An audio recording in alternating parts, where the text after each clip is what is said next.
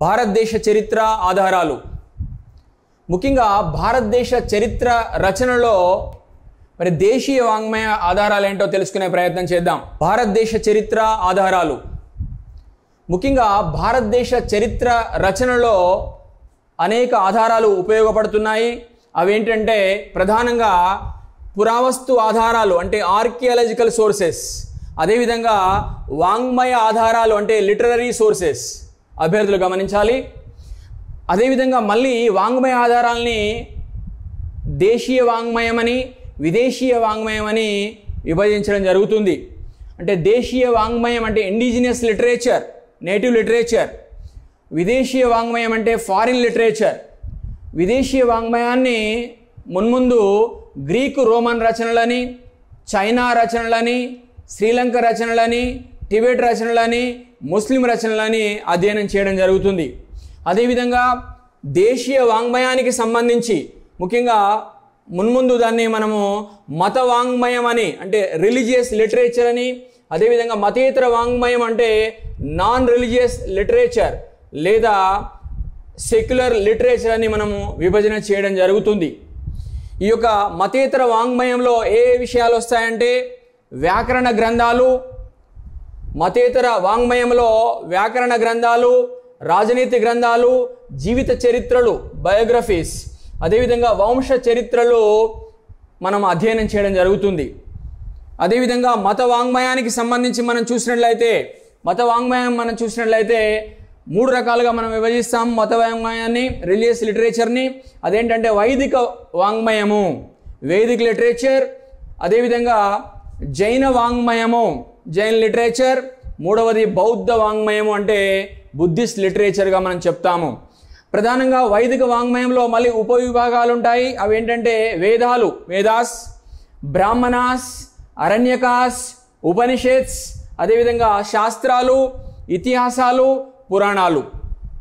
దాంతోపాటుగా జైన వాంగ్మయం కనుక మనం చూసినట్లయితే అంగాలు, పరిశిష్ట పర్వణ్ మరియు జైన ట్రెడిషన్స్, సాంప్రదాయాలు, కస్టమ్స్. అదేవిధంగా బౌద్ధ వాంగ్మయానికి సంబంధించి కనుక మనం చూసినట్లయితే త్రిపీఠకాలు, బౌద్ధ మత పవిత్ర గ్రంథాలని మనం త్రిపీఠకాలు అంటాము. అవే వినయ పీఠక, సుత్త పీఠిక, అభిధమ్మ పీఠికలు. వీటిని మనం త్రిపీఠకాస్ అంటాము. అదేవిధంగా త్రిపీఠకాలతో పాటుగా నికాయాలు, నికయాస్, అదేవిధంగా బుద్ధుని జీవిత చరిత్రలు, అదేవిధంగా దాంతోపాటుగా మనము ఈ యొక్క సాంప్రదాయాల్ని చూడడం జరుగుతుంది. ఇది మనం భారతదేశ చరిత్ర రచనలో దోహదపడే వివిధ ఆధారాల గురించి చాలా లోతైన స్థాయిలో అధ్యయనం చేయబోతున్నాం. సోర్సెస్ ఆఫ్ ఇండియన్ హిస్టరీకి సంబంధించి అంటే భారతదేశ చరిత్ర ఆధారాలకు సంబంధించి దేశీయ వాంగ్మయము, ఇండిజినస్ లిటరేచర్ గురించి మనం అధ్యయనం చేయబోతున్నాం. దీన్ని మనం నేటివ్ లిటరేచర్ అంటాం.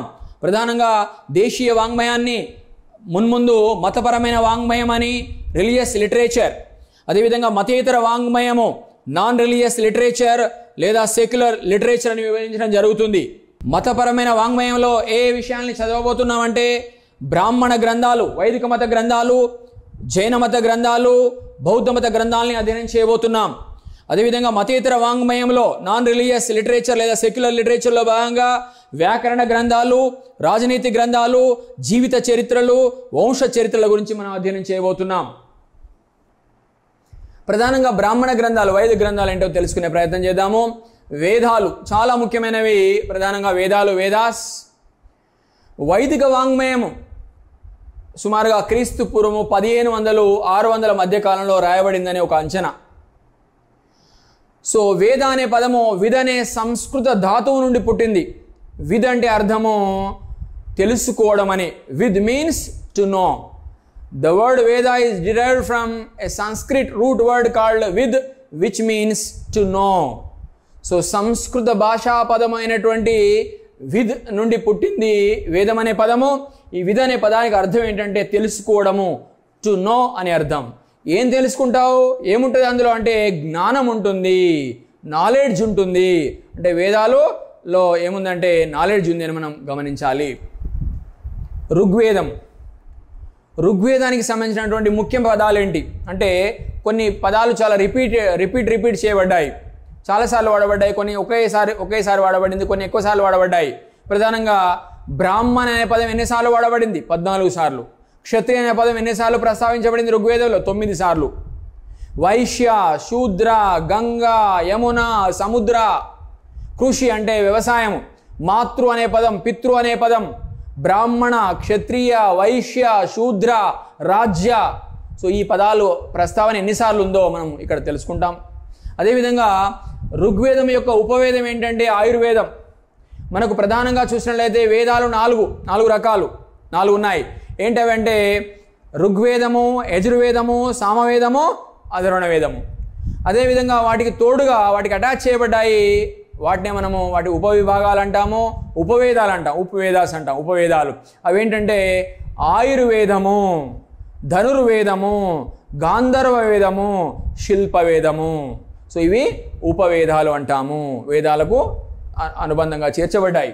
సో అదేవిధంగా ప్రధానంగా చూసినట్లయితే మరి వేదాలు, బ్రాహ్మణాలు ఏంటి, అరణ్యకాలు ఏంటి, ఉపనిషత్తులు, రామాయణ మహాభారతాలైన ఇతిహాసాలు, భాగవతము, పురాణాలు ఇత్యాది విషయాలను తెలుసుకునే ప్రయత్నం చేద్దాము. ముఖ్య విషయాలు మాత్రమే. వేద సాహిత్యము ప్రధానంగా భారతదేశంలో మొట్టమొదటిది ఈ వేదిక్ లిటరేచర్ మనం చెప్పుకోవచ్చు. వేద యుగాన్ని తెలుసుకోవడానికి ప్రాథమికమైన ఆధారము వేద సాహిత్యమే. ఈ విధంగా ప్రాచీన భారతీయ సంస్కృతికి ఒక మూలమైన ఆధారంగా వేద సాహిత్యాన్ని మనం పరిగణించవచ్చు, పేర్కొనవచ్చు. అదేవిధంగా వేద శబ్దం ఇంతకుముందు చెప్పినట్టు విద్ అనే సంస్కృత పదం నుండి పుట్టింది. విద్ అంటే తెలుసుకోవడం, విదితం కావడం అనే అర్థం. వేదాల్ని శృతి సంహితాలు అంటారు. వేదాలు అపౌరుషేయాలు అనగా రాయబడలేదు, బట్ సంకలనం చేయబడ్డాయి. Okay, so Vedas were compiled but not written, given by the gods. Okay, so that is the belief of the society, of the people of that time. So వేదాలు అపౌరుషేయాలు అంటే రాయబడలేదు, సో సంకలనం చేయబడ్డాయని అర్థం చేసుకోవాలి. ప్రధానంగా మనం చూసినట్లయితే సో వేద సాహిత్యం 2 రకాలు, ఒకటి శృతి సాహిత్యము, 2 స్మృతి సాహిత్యము. అవి ఏంటంటే శృతి సాహిత్యం కిందికి ఏమొస్తాయంటే సో వేదాలు వస్తాయి, ఇవి 4. అదేవిధంగా బ్రాహ్మణాలు, అరణ్యకాలు, ఉపనిషత్తులు.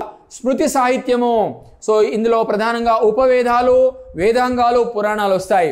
ముఖ్యంగా ఉపవేదాలు ఎన్ని ఉన్నాయంటే ఇంతకుముందు చెప్పాను. సో ఆయుర్వేదము, ధనుర్వేదము, గాంధర్వ వేదము, శిల్పవేదము 4 ఉన్నాయి. అలాగే వేదాంగాలు ఎన్ని ఉన్నాయంటే 6 ఉన్నాయి, 6 ఉన్నాయి. ఏంటంటే శిక్ష, కల్ప, నిరుక్త, జ్యోతిష్య, ఛంద లేదా ఛందస్సు, వ్యాకరణ. వేదం అర్థం చేసుకోవడానికి ముందు వేదాంగాల్ని చదవాలి, అర్థం చేసుకోవాలి. సో అంటే ఒక వేదంలో ఉన్న మంత్రాలని ఏ విధంగా ఉచ్చరించాలి, ఏ విధంగా పఠించాలి, ఏ విధంగా చదవాలనే అన్ని విషయాలు, అన్ని సూత్రాలు, నియమాలు, నిబంధనలు, అనేక విషయాలు, అర్థాలు, వివరాలు వేదాంగాల్లో ఉంటాయి. చాలా ముఖ్యమైనటువంటివి ఈ యొక్క వేదాంగాలు. అలాగే పురాణాలు 18 ఉన్నాయి. ముఖ్యంగా వీటిని మనం అష్టాదశ పురాణాలు అంటాం.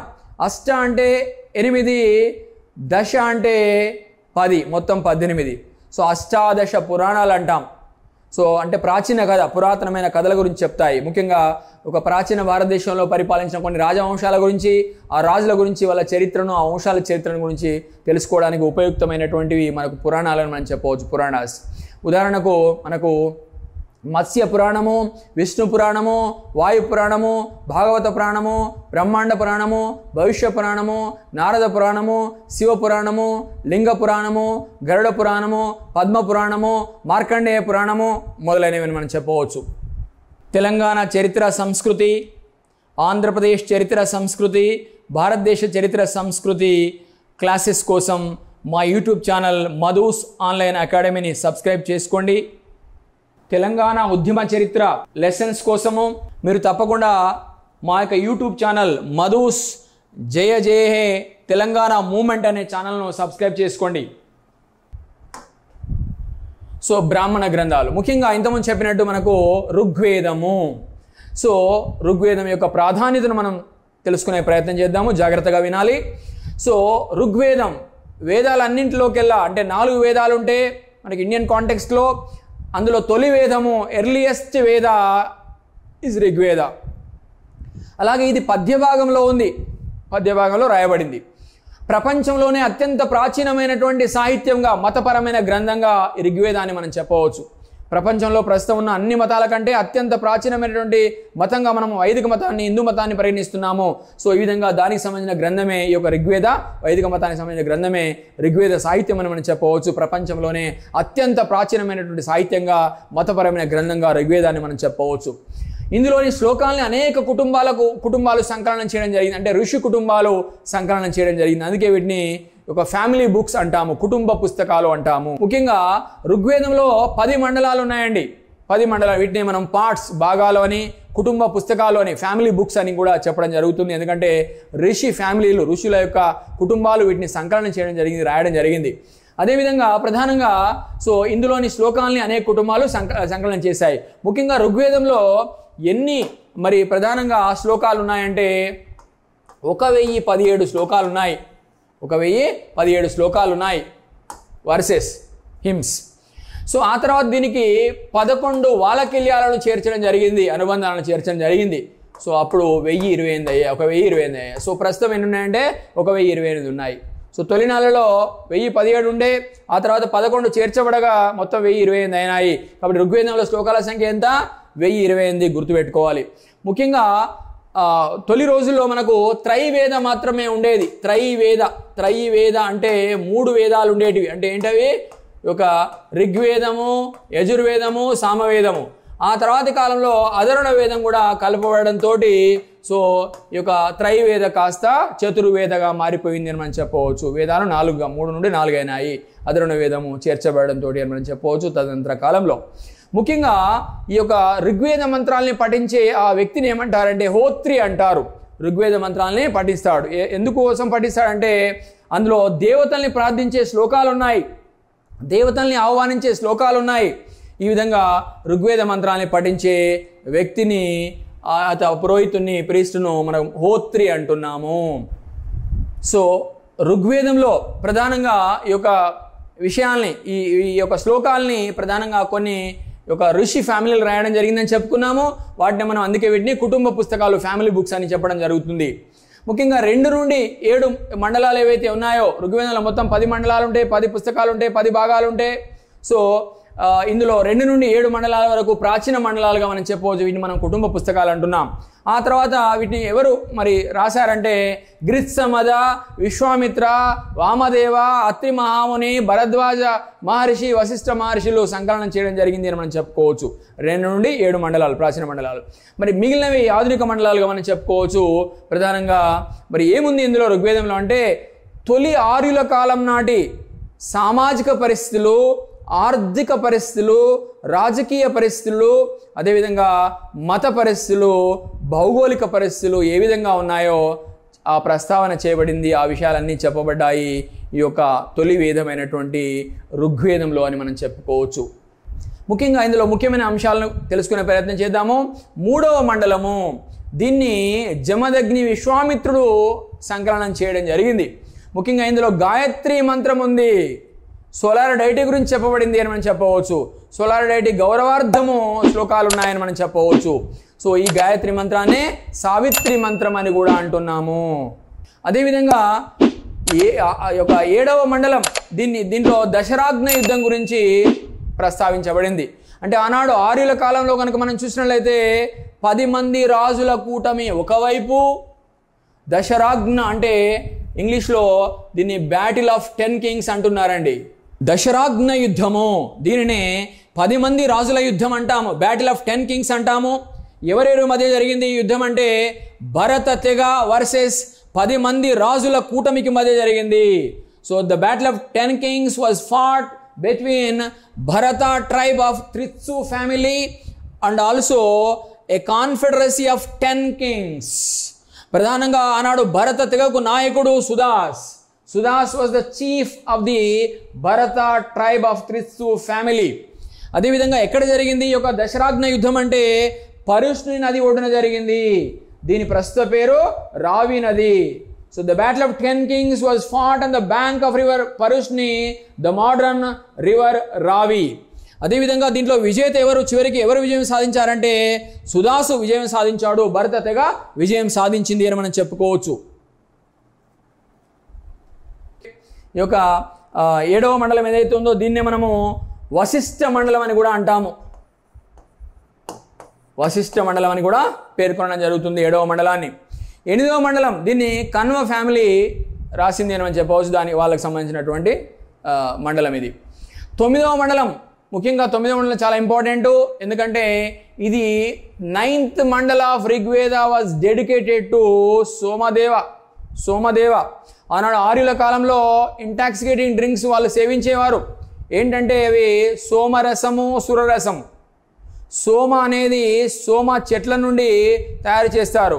సుర అనేది ప్రధానంగా బార్లీ నుండి తయారు చేయడం జరుగుతుంది. సో ఈ విధంగా సోమ, సుర అనే రసాల్ని వాళ్ళు సేవించేవారు అని మనం చెప్పవచ్చు. సో ఈ విధంగా సోమదేవునికి అంకితం చేయబడినటువంటి విషయము 9వ మండలము. ఆ శ్లోకాలన్నీ సోమదేవుని కీర్తిస్తూ ప్రశంసిస్తూ ఆనాడు చెప్పబడ్డాయి.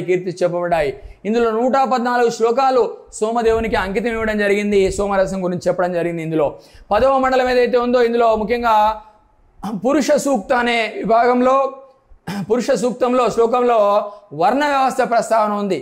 భారతదేశంలో కనుక మనం చూసినట్లయితే మొట్టమొదటిసారిగా వర్ణ వ్యవస్థ గురించి ప్రస్తావించినటువంటి మొట్టమొదటి విషయం ఎక్కడుందంటే ఋగ్వేదంలోని 10వ మండలంలోని పురుష సూక్త అనే విభాగంలో చెప్పబడింది. ఈ వర్ణ వ్యవస్థ ప్రకారమే వాళ్ళ బిలీఫ్, వాళ్ళ నమ్మకం ఏంటంటే బ్రహ్మ. సో సృష్టికర్త ఎవరు అంటే ప్రధానంగా మనం చూసినట్లయితే బ్రహ్మ అనుకుంటే ఋగ్వేదంలోని 10వ మండలంలో ముఖ్యంగా పురుష సూక్త అనే విభాగంలో వర్ణ వ్యవస్థ గురించి ప్రస్తావించబడింది. సృష్టికర్త అయిన బ్రహ్మ శరీర భాగాల నుండి జన్మించిన వారే 4 వర్ణాలట. వాళ్ళు ఎవరంటే బ్రాహ్మణులు. బ్రహ్మ యొక్క నోరు లేదా తలభాగం నుండి జన్మించడం జరిగింది బ్రాహ్మణులు. అదేవిధంగా బ్రహ్మ యొక్క భుజస్కంధాల నుండి జన్మించడం జరిగింది ఎవరంటే క్షత్రియులు. అదేవిధంగా బ్రహ్మ యొక్క తొడల నుండి, ఉరుల నుండి జన్మించారు వైశ్యులు. అదేవిధంగా బ్రహ్మ యొక్క పాదాల నుండి జన్మించారట ఎవరంటే శూద్రులు. సో ఈ విధంగా బ్రహ్మ సృష్టికర్త అయిన బ్రహ్మ యొక్క వివిధ శరీర భాగాల నుండి జన్మించిన వారే ఈ యొక్క 4 వర్ణాలట. వాళ్ళే బ్రాహ్మణులు, క్షత్రియులు, వైశ్యులు, శూద్రులు. సో బ్రాహ్మణులు ఆనాడు క్షత్రియుల యొక్క దర్బార్లో, వాళ్ళ కొలువుల్లో, వాళ్ళ ఆస్థానాల్లో మరి అధికారులుగా పనిచేయడం జరిగింది, మంత్రులుగా పనిచేయడం జరిగింది, సలహాదారులుగా పనిచేయడం జరిగింది. ఎందుకంటే వాళ్ళు తల నుండి నోరు నుండి పుట్టారట, బ్రహ్మ నోరు నుండి, కాబట్టి మేధస్సు ఎక్కువ ఉంటుందట. అదేవిధంగా మరి క్షత్రియులు భుజబలాన్ని ప్రదర్శించాలి, క్షాత్రధర్మాన్ని నిర్వర్తించాలి.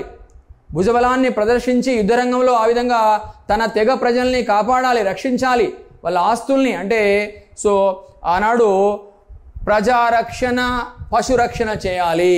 అంటే తన తెగకు సంబంధించిన ప్రజలు ఎవరైతే ఉన్నారో వారికి సంబంధించిన ఆస్తుపాస్తులైనటువంటి పశువులు ఏవైతే ఉన్నాయో వాటిని రక్షించాలి. రాజు యొక్క ప్రథమ కర్తవ్యంగా మనం భావించాలి. కాబట్టి క్షత్రియులు యుద్ధాన్ని చేయాలి, రాజులుగా కొనసాగారు. వాళ్ళ కింద సలహాదారులుగా, వాళ్ళ కింద పూజలు పునస్కారాలు నిర్వహించడానికి, ఇతర సలహాలు ఇవ్వడానికి, పరిపాలనా వ్యవహారాలు చక్కదిద్దడానికి బ్రాహ్మణులు నియమించుకోవడం జరిగిందని మనం చెప్పవచ్చు. అదేవిధంగా వైశ్యులు అంటే తొలినాళ్ళలో వీళ్ళు వ్యవసాయం చేసేవారు. ఆ తర్వాతి కాలంలో కొన్ని ఇబ్బందుల వల్ల వాళ్ళు ఏంటంటే వ్యాపారులుగా మారిపోవడం జరిగింది. తొలినాళ్ళలో వాళ్ళు వ్యవసాయదారులే. ఇక శూద్రులు, సో ఆనాడు సమాజంలో కనుక మనం చూసినట్లయితే చాలా ఇబ్బందులు ఎదుర్కొన్నారు ఈ యొక్క శూద్ర వర్గం అని మనం చెప్పవచ్చు. పై వర్గాల వారికి, వర్ణాల వారికి సేవలు అందిస్తూ వారు కాలం వెళ్ళదీయడం జరిగింది అని మనం చెప్పవచ్చు. ఈ విధంగా సో భారతదేశంలో తదనంతర కాలంలో అనేక కులాలు, ఉపకులాల వ్యవస్థకు కారణమైనటువంటి వ్యవస్థయే ఈ యొక్క వర్ణ వ్యవస్థ, ఈ యొక్క చాతుర్వర్ణ వ్యవస్థ అని మనము చెప్పుకోవడానికి అవకాశం ఉంది. సో అదేవిధంగా ఈ యొక్క మానవుల్ని బ్రహ్మ సృష్టించడం చెప్పుకున్నాం. అదేవిధంగా మనం చూసిన నసదీయ సూక్త ఏదైతే ఉందో ఇది విశ్వం ఎలా ఆవిర్భవించింది, ఆవిర్భావం, ఆరిజిన్ ఆఫ్ యూనివర్స్ గురించి చెప్పింది. అది 10వ మండలానికి సంబంధించిందే. అదేవిధంగా నదీ సూత్ర ఏదైతే ఉందో, నదీ సూత్ర, సో ఇది నదుల గురించి ప్రస్తావించింది అని మనం చెప్పవచ్చు. ఋగ్వేదంలో ఆనాడు ఉన్నటువంటి నదుల ప్రస్తావన కూడా ఋగ్వేదంలో చెప్పబడింది అని మనం చెప్పవచ్చు. అదేవిధంగా ప్రధానంగా మనం చూసినట్లయితే ఈ యొక్క సప్త సింధవ అనే పదము, సప్త సింధవ ఋగ్వేదంలో కనిపిస్తుంది. అంటే 7 నదులు ప్రవహించే ప్రాంతము. ముఖ్యంగా మనం చూసినట్లయితే ఏంటవి అంటే సరస్వతి నది, సింధు నది, అదేవిధంగా జీలం, చినాబ్, రావి, బియాస్, సట్లెజ్. సో దాన్ని మనం సప్తసింధవ ప్రాంతం అంటాము. ఈ యొక్క పదము ఋగ్వేదంలో వాడబడింది. అదేవిధంగా అవెస్తాలో చూడండి, పోలిక చూడండి ఇక్కడ, రైట్. సో అవెస్తా, జెండా అవెస్తా ఆర్ జెండా అవెస్తా అంటాము. పారశీకుల యొక్క పవిత్ర గ్రంథముగా మనము జెండా అవెస్తాను పేర్కొనవచ్చు, లేదా అవెస్తాను పేర్కొనవచ్చు, ఇరానియన్ల పవిత్ర గ్రంథము. అందులో హప్త హిందూ లేదా హిందూ అని పేర్కొనబడింది. అంటే చూడండి సిమిలారిటీ, సప్త సింధవనే వారు హప్త హిందూ అని పేర్కొనడం జరిగింది. కాబట్టి ఋగ్వేదంలో చెప్పబడినటువంటి వారు పూజించినటువంటి దేవతలు ఎవరైతే ఉన్నారో, దేవుళ్ళు ఎవరైతే ఉన్నారో ఆ ప్రస్తావనతో ఆ ప్రస్తావన, అదేవిధంగా కొన్ని పదాల ప్రస్తావనలో సిమిలారిటీస్ ఉన్నాయి. దేనికంటే మనకు ఋగ్వేదానికి అవెస్తాకు అని మనం గమనించాల్సి ఉంది. అవెస్తా అంటే పారశీకుల పర్షియన్ల యొక్క పవిత్ర గ్రంథము, హోలీ బుక్ అవెస్తా అని మనం చెప్పవచ్చు. అదేవిధంగా ఋగ్వేదంలో ఇంద్రుణ్ణి, అగ్నిని, వరుణ, మిత్ర, ఇతర దేవతల ప్రత్యర్థము వాళ్ళని సంతృప్తి పరచడానికి మరి ప్రార్థనా శ్లోకాలు ప్రస్తావించబడ్డాయని మనం చెప్పవచ్చు. ఈ విధంగా దేవతల్ని సంతృప్తిపరచడానికి, సంతోషపెట్టడానికి, ఆ విధంగా సో తమ కోరికలు నెరవేర్చుకోవడానికి రుక్కుల్ని పఠించేవారు అన్నాడు. ఋగ్వేదంలో ఉన్న రుక్కుల్ని ఆనాడు ప్రజలను మనం చెప్పవచ్చు. భరత వర్షం చాలా ఇంపార్టెంట్ ఏరియా అండి. భరత వర్షము సో ఋగ్వేదంలో తొలిసారిగా ప్రస్తావన వర్ణించబడింది భరత వర్షం గురించి అని మనం చెప్పవచ్చు. ఋగ్వేదంలో ఎక్కువ సార్లు వాడబడిన పదం ఏంటంటే ఓం అనే పదం. ఓం 1028 సార్లు ఓం అనే పదం ప్రస్తావించబడిందని చెప్పు. ఋగ్వేదంలో అధిక సార్లు వాడబడిన పదం ఏదంటే ఓం అనే పదము అభ్యర్థులు గమనించాల్సి ఉంది. అదేవిధంగా ఇంద్రుణ్ణి వర్ణిస్తూ ఎన్ని శ్లోకాలు ఉన్నాయంటే 250 శ్లోకాలు ఉన్నాయి ఇంద్రుణ్ణి వర్ణిస్తూ ఋగ్వేదంలో. అదేవిధంగా అగ్నిని వర్ణిస్తూ 200 శ్లోకాలు ఉన్నాయని మనం చెప్పవచ్చు ఋగ్వేదంలో. ఇంత మీకు స్టార్టింగ్లో చెప్పాను. సో అనేక పదాలు ఋగ్వేదంలో వాడబడ్డాయని చెప్పాను. ముఖ్యంగా సో ఇక్కడ గమనించాలి, విధాత అనే పదము 122 సార్లు వాడబడింది. గణ అనే పదము 46 సార్లు వాడబడింది. సభ అనే పదము 8 సార్లు వాడబడింది. సమితి అనే పదము 9 సార్లు వాడబడింది. బ్రాహ్మణ అనే పదము 14 సార్లు, క్షత్రియ అనే పదము 9 సార్లు వాడబడింది. దాంతోపాటుగా వైశ్య అనే పదము ఒకసారి, శూద్ర అనే పదము ఒకసారి, సముద్ర అనే పదము ఒకసారి వాడబడింది ఋగ్వేదంలో అని మనం చెప్పవచ్చు. అదేవిధంగా గంగ ఒకసారి, రాజ్య ఒకసారి, కులప అంటే కుల ఫ్యామిలీ, కులప అనే పదం ఒకసారి వాడబడింది అని మనం చెప్పవచ్చు. అదేవిధంగా ఫాదర్ అంటే పితృ అనే పదము 335 సార్లు. అలాగే మదర్ అంటే మాతృ అనే పదము 234 సార్లు. రుద్ర అనే పదం 7 సార్లు. కృషి అంటే అగ్రికల్చర్ వ్యవసాయము, ఈ పదం 33 సార్లు వాడబడింది అని మనం చెప్పవచ్చు ఋగ్వేదంలో. ఋగ్వేదాన్ని ఆంగ్లంలోకి ఆనాడు అనువదించాడు professor sir Friedrich Max Muller అనే జర్మనీ స్కాలర్ అని మనం చెప్పవచ్చు, జర్మనీ పండితుడు అని మనం చెప్పవచ్చు. సంస్కృతం నేర్చుకొని ఆ విధంగా అనువదించడం జరిగింది అని మనం చెప్పుకోవచ్చు. అదేవిధంగా విస్ అనే పదము 171 సార్లు. గవిస్ లేదా గవిష్టి అనే పదము 176 సార్లు. జన అనే పదము 275 సార్లు వాడబడింది ఋగ్వేదంలో అని మనం చెప్పవచ్చు. ఋగ్వేదంలో ప్రస్తుత పేరు, నదుల ప్రస్తావన ఉందని చెప్పాను కదా ఇంతకుముందు. నదీ సూత్ర ఏదైతే పదవ మండలానికి సంబంధించిందో నదీ సూత్ర, అందులో నదుల ప్రస్తావన ఉంది. చాలా నదుల ప్రస్తావన ఆనాడు ఉన్న నదులు. సో ప్రధానంగా కుబా, ప్రస్తుతం కాబూల్, సువస్తు, స్వాత్, క్రుము, కుర్రం, గోమతి, గోమల్, సింధ్, ఇండస్, శతుద్రి, సట్లెజ్, అసిక్ని, చినాబ్, విపాస్, బియాస్, వితస్త, జీలం, పరుష్ని లేదా యయవతి, రావి. అదేవిధంగా సుషోమ, సోన్, సుర్సుతి, సరస్వతి, దృషద్వతి, చౌతాంగ్, సముద్రం. సో ఈ విధంగా ఋగ్వేదంలో పేర్కొనబడిన పేరు ప్రస్తుత పేరు. అదేవిధంగా ఋగ్వేదం ఎప్పుడు సంకలనం చేయబడిందంటే సుమారుగా క్రీస్తు పూర్వము 1500-1000 మధ్య కాలంలో సంకలనం చేయబడినట్లుగా మనకు ఒక అంచనా ఉంది. అదేవిధంగా ఋగ్వేదంలో పేర్కొనబడిన పర్వతాలు ఏంటంటే మౌంటైన్స్ ఏంటంటే హిమాలయన్ మౌంటైన్స్ అండ్ ముంజావంత్ మౌంటైన్స్. ముఖ్యంగా సామవేదం, సంగీతం గురించి ఉంది ఇందులో. ముఖ్యంగా సామవేదం భారతదేశంలో సంగీతంపై మొట్టమొదటి పుస్తకంగా సామవేదాన్ని మనం పేర్కొనవచ్చు. దీన్ని ఇందులో ఉండే రుక్కుల్ని, ఇందులో ఉన్న శ్లోకాలను పఠించే వాళ్ళు ఎవరంటే ఆ వ్యక్తి ఎవరంటే ఉద్గాత్రి లేదా సామన్. సామవేదం పఠించే వ్యక్తి ఉద్గాత్రి, గాయకుడు. యజుర్వేదం యజ్ఞయాగాలు నిర్వహించినప్పుడు మరి ఆ సమయంలో ఎలాంటి నియమ నిబంధనని మంత్రతంత్రాలని వాడాలి, ఉచ్చరించాలి, చదవాలి అనే విషయము చాలా వివరణాత్మకంగా చెప్పబడింది ఋగ్వేదంలో, యజుర్వేదంలో అని మనం చెప్పవచ్చు. యజుర్వేదము యజ్ఞయాగాదులు చేసినప్పుడు ఎలాంటి మంత్రాల్ని మరి ఉచ్చరించాలి, చదవాలి, అదేవిధంగా దానికి సంబంధించిన నియమ నిబంధనలు ఏంటో చాలా వివరణాత్మకంగా ప్రస్తావించబడింది యజుర్వేదంలో. ముఖ్యంగా యజుర్వేదంలో 2 భాగాలు ఉన్నాయి. ఒకటి కృష్ణ యజుర్వేదము, 2 శుక్ల యజుర్వేదము. ముఖ్యంగా కృష్ణ యజుర్వేదము పద్య భాగంలో ఉంది, దీన్ని వేదవ్యాసుడు రచించాడు. శుక్ల యజుర్వేదము, దీన్ని తెల్లని యజుర్వేదం అంటున్నాం, ఇది గద్య భాగంలో ఉంది, దీన్ని యాజ్ఞవల్క్యుడు సంకలనం చేయడం జరిగింది. దీన్ని పఠించే వ్యక్తి అధ్వర్యు అని మనం చెప్పవచ్చు, అధ్వర్యు. అలాగే చివరి వేదము వేదాల్లో అధర్వణ వేదం.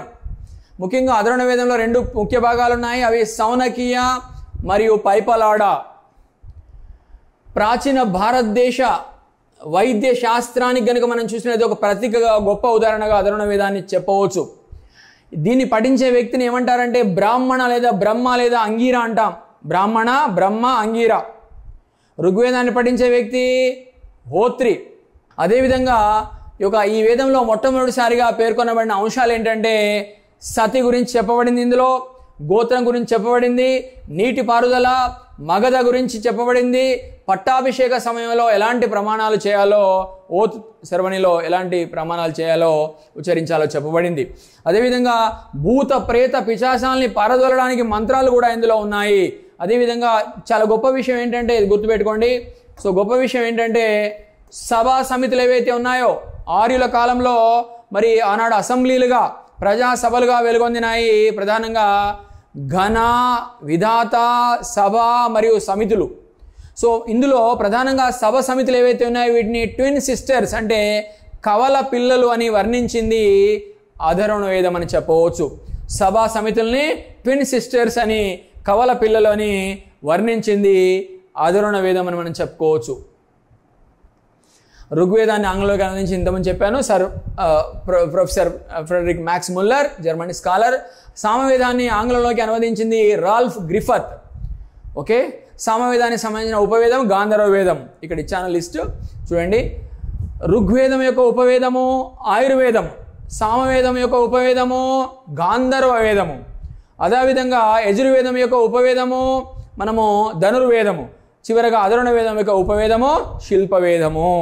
అదేవిధంగా ఋగ్వేదాన్ని పఠించే వ్యక్తి హోత్రి, అదేవిధంగా సామవేదాన్ని పఠించే వ్యక్తి ఉద్గాత్రి, యజుర్వేదాన్ని పఠించే వ్యక్తి అధ్వర్యు, చివరగా అధర్వణ వేదాన్ని పఠించే, ఆ శ్లోకాన్ని పఠించే, మంత్రాన్ని పఠించే, రుక్కుల్ని పఠించే వ్యక్తి బ్రహ్మ లేదా అంగీర. అదేవిధంగా మరి బ్రాహ్మణాలు, వేదాలు, వాటికి అటాచ్ చేయబడ్డ బ్రాహ్మణాలు ఏంటో తెలుసుకునే ప్రయత్నం చేద్దాం. ఎగ్జామినేషన్ పాయింట్ చాలా ఇంపార్టెంట్ ఏరియా. ముఖ్యంగా ఋగ్వేదానికి అనుబంధాలైన ముఖ్య బ్రాహ్మణాలు ఏంటంటే ఐతరేయ బ్రాహ్మణము, కౌశితకి బ్రాహ్మణము. సామవేదానికి సంబంధించినటువంటి బ్రాహ్మణాలు ఏంటంటే జైమినీయ బ్రాహ్మణము, తాండ్య మహాబ్రాహ్మణము, చాందోగ్య బ్రాహ్మణము. యజుర్వేదానికి సంబంధించినటువంటి ముఖ్య బ్రాహ్మణాలు ఏవంటే ప్రధానంగా తైత్తిరీయ బ్రాహ్మణము, శతపథ బ్రాహ్మణము. అధర్వణ వేదానికి సంబంధించిన గొప్ప బ్రాహ్మణము, ముఖ్య అటాచ్ చేయబడ్డ బ్రాహ్మణము గోపద బ్రాహ్మణంగా మనం చెప్పుకోవచ్చు. బ్రాహ్మణాల్లో ఏమున్నాయంటే యజ్ఞయాగాల్ని, మంత్రాల్ని సమన్వయం చేసే వ్యాఖ్యాన గ్రంథాలే బ్రాహ్మణాలని మనం చెప్పవచ్చు. అంటే యజ్ఞాల్ని ఎలా నిర్వహించాలో ఇందులో వివరణలు ఉన్నాయని మనం చెప్పుకోవచ్చు. వేదాలోని మంత్రాలని ఒక క్రమ పద్ధతిలో ఇవి వివరిస్తాయి, కర్మ మార్గాన్ని ప్రచారం చేస్తాయి. బ్రాహ్మణాలన్నింటిలో పెద్ద బ్రాహ్మణము శతపథ బ్రాహ్మణము. ముఖ్యంగా ఋగ్వేదానికి అనుబంధమైన బ్రాహ్మణాలు ఏమని చెప్పుకున్నాము మనము? ఐతరేయ బ్రాహ్మణము మరియు కౌశితకి బ్రాహ్మణాలని చెప్పుకున్నాము. ముఖ్యంగా కౌశితకి బ్రాహ్మణానికి మరో పేరే సాంఖ్యాయన బ్రాహ్మణము. కౌశితకి బ్రాహ్మణానికి మరో పేరే సాంఖ్యాయన బ్రాహ్మణము. ప్రధానంగా ఇందులో ఈ కౌశితకి బ్రాహ్మణంలో ఋతువుల గురించి వివరాలు ప్రస్తావించబడ్డాయి. ముఖ్యంగా ఐతరేయ బ్రాహ్మణము దక్షిణ భారతదేశంలో నివసించిన గిరిజన జాతుల గురించి ప్రస్తావించింది. ప్రధానంగా ఆంధ్ర ప్రస్తావన చేసింది. ఆంధ్ర పద ప్రస్తావన చేసింది. మొట్టమొదటిసారి ఆంధ్ర పద ప్రస్తావన చేసిన గ్రంథము ఐతిరేయ బ్రాహ్మణం అని చెప్పుకోవచ్చు. అదేవిధంగా భీముడట విదర్భ రాజు ఎవరైతే ఉన్నారో అతని గురించి పేర్కొన్నది ఐతిరేయ బ్రాహ్మణం అని చెప్పవచ్చు. ఈ విధంగా మొదటిసారిగా కనుక మనం చూసినట్లయితే రాచరిక వ్యవస్థ గురించి, రాజ్యాధికారం గురించి ప్రస్తావించింది ఈ యొక్క ఐతిరేయ బ్రాహ్మణం అని చెప్పుకోవచ్చు. సామవేదం, దీనికి అనుబంధాలైన బ్రాహ్మణాలు ఏంటని చెప్పుకున్నాము? జైమినీయ బ్రాహ్మణము, తాండ్య మహాబ్రాహ్మణము మరియు చాందోగ్య బ్రాహ్మణాలు. ఇందులో తాండ్య మహాబ్రాహ్మణము, దీనికి మరో పేరే పంచవింశ బ్రాహ్మణము. ముఖ్యంగా అతి ప్రాచీన బ్రాహ్మణాల్లో ఒకటిగా దీన్ని పేర్కొనవచ్చు. ముఖ్యంగా ఇందులో వర్ణింపబడిన ఒక క్రతువు గురించి వర్ణన ఉంది. ఏంటి ఆ క్రతువు అంటే వృత్యస్తోమ క్రతువు. అంటే ఆర్యేతరులు ఎవరైతే ఉన్నారో, నాన్ ఆర్యన్స్ ఎవరైతే ఉన్నారో అంటే లోకల్స్ ఇక్కడ వాళ్ళు, సో వారిని ఆర్యులలోకి చేర్చుకునే క్రతువు అన్నమాట ఇది. సో దాన్ని మనం వృత్యస్తోమ క్రతువు, దాని గురించి తాండ్య మహాబ్రాహ్మణం పేర్కొంటుంది లేదా పంచవింశ బ్రాహ్మణం పేర్కొంటుంది. సో ప్రధానంగా చాందోగ్య బ్రాహ్మణము, ఇది ఇందులో ఉన్న విషయాలు ఏంటంటే వివాహం గురించి, విశ్వము, జననము, భూగోళం గురించి పేర్కొన్నది ఇది అని మనం చెప్పవచ్చు. యజుర్వేదానికి సంబంధించినటువంటి బ్రాహ్మణాలు ఇంతకుముందు చెప్పాము, తైత్రీయ బ్రాహ్మణము మరియు శతపథ బ్రాహ్మణము. ముఖ్యంగా తైత్రీయ బ్రాహ్మణము వితంతు పునర్వివాహం గురించి పేర్కొంటున్నది. మనుషులలో వైశ్యులు, పశువులలో ఆవులు ఇతరులను సంతోషపెడుతున్నాయని చెప్పింది. సో రెఫరెన్స్ ఏంటంటే ముఖ్యంగా ఆర్య పురుషుడు, శూద్ర స్త్రీ వివాహం గురించి ఇందులో రెఫరెన్స్ ఉంది, ప్రస్తావన ఉంది అని మనం చెప్పవచ్చు. సో శతపథ బ్రాహ్మణము మృత్యు గురించి చర్చించింది. ఇది పునర్జన్మ గురించి చర్చ ఉంది. ఇందులో చాలా ఇంపార్టెంట్ ఏరియాస్ గుర్తుపెట్టుకోవాలి. అదేవిధంగా వ్యవసాయంలోని వివిధ దశలు, నాగలితో దున్నడము, పంట పండించడము, కోయడము, నూర్పడము, ఇలాంటి వివిధ దశల్ని శతపథ బ్రాహ్మణం పేర్కొన్నదని చెప్పవచ్చు స్పష్టంగా. అదేవిధంగా కుసుదిన్ అంటే వడ్డీ వ్యాపారులు అన్నాడు ఉండేవారు, వాళ్ళని కుసుదిన్ అంటారు, వాళ్ళ గురించి చెప్పింది. అదేవిధంగా పురూరవ, ఊర్వశిల కథల ఇందులో ఉంది. మతము, తత్వము, పద్ధతులు, ఆచారాలు తొలి ఆర్యులకు సంబంధించినటువంటివి ఈ యొక్క శతపథ బ్రాహ్మణంలో స్పష్టంగా చెప్పబడ్డాయి. చివరగా అధర్వణ వేదం, దానికి సంబంధించిన బ్రాహ్మణము, గోపద బ్రాహ్మణము, ఇందులో నరకం గురించి చెప్పబడింది. So next Aranyakas. ప్రధానంగా మనం చూసినట్లయితే Aranyakas are called the forest books. So written by hermits living in the forest. ఎవరైతే అడవుల్లో నివసిస్తారో వారిచే రచించబడినటువంటి అరణ్యకాలను మనం చెప్పవచ్చు. ముఖ్యంగా బ్రాహ్మణాలకు, ఉపనిషత్తులకు మధ్య బ్రిడ్జ్, వారధి లాంటివి ఈ యొక్క అరణ్యకాలను మనం చెప్పవచ్చు. ఎందుకంటే యజ్ఞాల కంటే తపస్సు ఫలప్రదమని అరణ్యకాలు పేర్కొంటాయి. ముఖ్యంగా అరణ్యకాలలో ప్రధానమైనవి ఐతరేయ అరణ్యకము, తైత్రీయ అరణ్యకము అని మనం చెప్పవచ్చు. ఈ అరణ్యకాలు కర్మ గురించి, ఆత్మ గురించి, పరమాత్మ గురించి, భక్తి గురించి, జ్ఞానం గురించి, వైరాగ్య మార్గాలకు సంబంధించినటువంటి చర్చల్ని గురించి తెలియజేస్తాయి ఈ యొక్క అరణ్యకాస్ అని మనం చెప్పుకోవచ్చు. ముఖ్యంగా అరణ్య జీవనంలో ఆచరించాల్సిన విషయాలేంటి, వానప్రస్థ ఆశ్రమము, సన్యాస ఆశ్రమాలలో పాటించాల్సిన విషయాల గురించి చెప్తాయి అరణ్యకాలు. మనకు తెలుసు చతురాశ్రమ వ్యవస్థ ఉంది, అంటే 4 రకాల ఆశ్రమాలు ఉన్నాయి. అంటే వ్యక్తి తన జీవితంలో మొదటి ఆశ్రమం ఏంటంటే బ్రహ్మచర్య ఆశ్రమము, అంటే నేర్చుకునే దశ, విద్యార్థి దశ అని మనం చెప్పవచ్చు. సో బ్రహ్మచర్య ఆశ్రమము, అలాగే గృహస్థు ఆశ్రమము, మ్యారీడ్ లైఫ్, అలాగే వానప్రస్థ ఆశ్రమము 3వది, 4వది సన్యాస ఆశ్రమము. సో ఈ విధంగా మనం చూసినట్లయితే అరణ్య జీవనంలో ఆచరించాల్సిన విషయాలు, ముఖ్యంగా వానప్రస్థ, సన్యాస ఆశ్రమాలకు సంబంధించినటువంటి ఏ విధానాలు పాటించాలో చెప్తాయి ఈ యొక్క అరణ్యకాలం మనం చెప్పుకోవచ్చు. అదేవిధంగా అరణ్యకాలు ప్రధానంగా మనం చూసినట్లయితే ఏమంటున్నాయంటే యజ్ఞాల కంటే తపస్సు మేలు అని అరణ్యకాలు పేర్కొంటున్నాయి. యజ్ఞాల కంటే తపస్సు మేలు, మంచిదని చెప్పి అరణ్యకాలు పేర్కొంటున్నాయి. ప్రధానంగా మనం చూసినట్లయితే బ్రాహ్మణాలు కర్మ మార్గాన్ని బోధిస్తున్నాయి, అంటే నీ కర్మను బట్టే ప్రతిఫలం ఉంటుందని చెప్తా ఉన్నాయి. మరి ఉపనిషత్తులు ఏం చెప్తాయంటే జ్ఞాన మార్గాన్ని బోధిస్తాయి, జ్ఞానాన్ని బట్టే నీ యొక్క ఫలం ఉంటుంది. కాబట్టి బ్రాహ్మణాలు బోధించే కర్మ మార్గానికి, అదేవిధంగా ఉపనిషత్తులు బోధించే జ్ఞాన మార్గానికి వారధి లాంటివి ఈ యొక్క అరణ్యకాలు అని మనం చెప్పవచ్చు. ఈ రెండింటికి మధ్య వారధియే అరణ్యకాశని మనం చెప్పుకోవడానికి అవకాశం ఉంది. ముఖ్యంగా ఐతరేయ అరణ్యకం, కౌశితకి అరణ్యకం, తైత్తిరీయ అరణ్యకం, శతపథ అరణ్యకం, జైమినీయ అరణ్యకం, తాండ్య మహా అరణ్యకం, గోపద అరణ్యకం ముఖ్యమైన అరణ్యకాలుగా మనం చెప్పడానికి అవకాశం ఉంది. ముఖ్యంగా నెక్స్ట్ ఉపనిషత్తులు. సో ఉపనిషత్స్, సో ఈ ఉపనిషత్తులకు మరో పేరే వేదాంతము. ఓకే, సో ఉపనిషత్తులని వేదాంతం అంటారు. ఇవి వేదాల చివరి భాగం అని చెప్పవచ్చు. Upanishads are nothing but the last phase of Vedas. Upanishads are nothing but the last phase of Vedas. వేదాల యొక్క చివరి భాగమే, అంతిమ భాగమే ఉపనిషత్తులు. కాబట్టి ఈ యొక్క ఉపనిషత్తుల్ని వేదాంతం అని చెప్పడం జరుగుతుంది. వేదాంతం అంటారు. ద స్టడీ ఆఫ్ వేద ends with the study and understanding of the Upanishads. అంటే ఉపనిషత్తుల్ని చదివి ఉపనిషత్తుల్ని అర్థం చేసుకోవడంతో వేదాధ్యయనము అంతమవుతుంది, వేదాధ్యయనము ముగుస్తుంది అని మనం చెప్పవచ్చు. అంటే వేదాలను అధ్యయనం చేసినట్లు. సో వేదాల్లో గొప్ప జ్ఞానం ఉంది, గొప్ప నాలెడ్జ్ ఉంది అని మనం చెప్పవచ్చు. ప్రధానంగా మనం చూసినట్లయితే మొత్తం ఉపనిషత్తులు ప్రస్తుతం 108 మాత్రమే ఉన్నాయి. ప్రధానంగా మనం చూసినట్లయితే వీటిని సెయింట్స్ రాయడం జరిగింది. ప్రధానంగా సుమారుగా 800, 500 క్రీస్తు పూర్వము మధ్యకాలంలో వీటిని కంపోజ్ చేయడం జరిగింది అని మనం చెప్పవచ్చు. ఉపనిష్ అంటే టు సిట్ నియర్ సమ్వన్, అంటే ఒకరి వద్ద కూర్చోను అనే అర్థము. సో ఉపనిషత్తులు అనే పదము ఉపనిష్ అనే పదం నుండి ఆవిర్భవించింది. దీని అర్థం ఏంటంటే టు సిట్ నియర్ సమ్వన్, అంటే ఒకరి వద్ద కూర్చోను అనే అర్థం. అంటే గురువుకు దగ్గరగా కూర్చోవడం అనే అర్థం. అంటే గురువుకు దగ్గర ఎవరు కూర్చుంటారు అంటే శిష్యులు కూర్చుంటారు. అంటే శిష్యుడు ఎందుకు కూర్చుంటాడంటే జ్ఞానార్జన కోసము, జ్ఞాన సముపార్జన కోసము. అంటే గురువు శిష్యులకు ఏం బోధిస్తాడంటే జ్ఞానాన్ని బోధిస్తాడు. A teacher or a guru always try to impart knowledge into the minds of his pupils or disciples or students అని మనం చెప్పవచ్చు. కాబట్టి always a guru takes a student from ignorance to knowledge, virtue, dark to light. So ఇది గురువు యొక్క గొప్పతనంగా అభ్యర్థులు గమనించాలి. కాబట్టి గురువుకు దగ్గరగా కూర్చోవడం అనే అర్థము, టు సిట్ నియర్ సమ్వన్ అనే అర్థము ఉపనిష్ అనే పదానికి. ఉపనిషత్తులు ఏం చెప్తున్నాయంటే the following concepts are explained in Upanishads. విశ్వావిర్భావము, క్రియేషన్ ఆఫ్ యూనివర్స్, ఆత్మ, సోల్, దైవం, బ్రహ్మ, కర్మ, అదేవిధంగా పునర్జన్మ, రీబర్త్ లేదా పునర్జన్మ, సో మళ్ళీ జన్మించడం. తొలి ఉపనిషత్తులు ప్రధానంగా క్రీస్తు పూర్వము సుమారుగా 1500 మధ్య కాలానికి చెందినవి. తొలి ఉపనిషత్తులు ఏంటంటే బృహదారణ్యకోపనిషత్, చాందోగ్య ఉపనిషత్ అని మనం చెప్పవచ్చు. ఉపనిషత్తుల్ని పర్షియన్ భాషలోకి అనువదించాడు దారాషికో.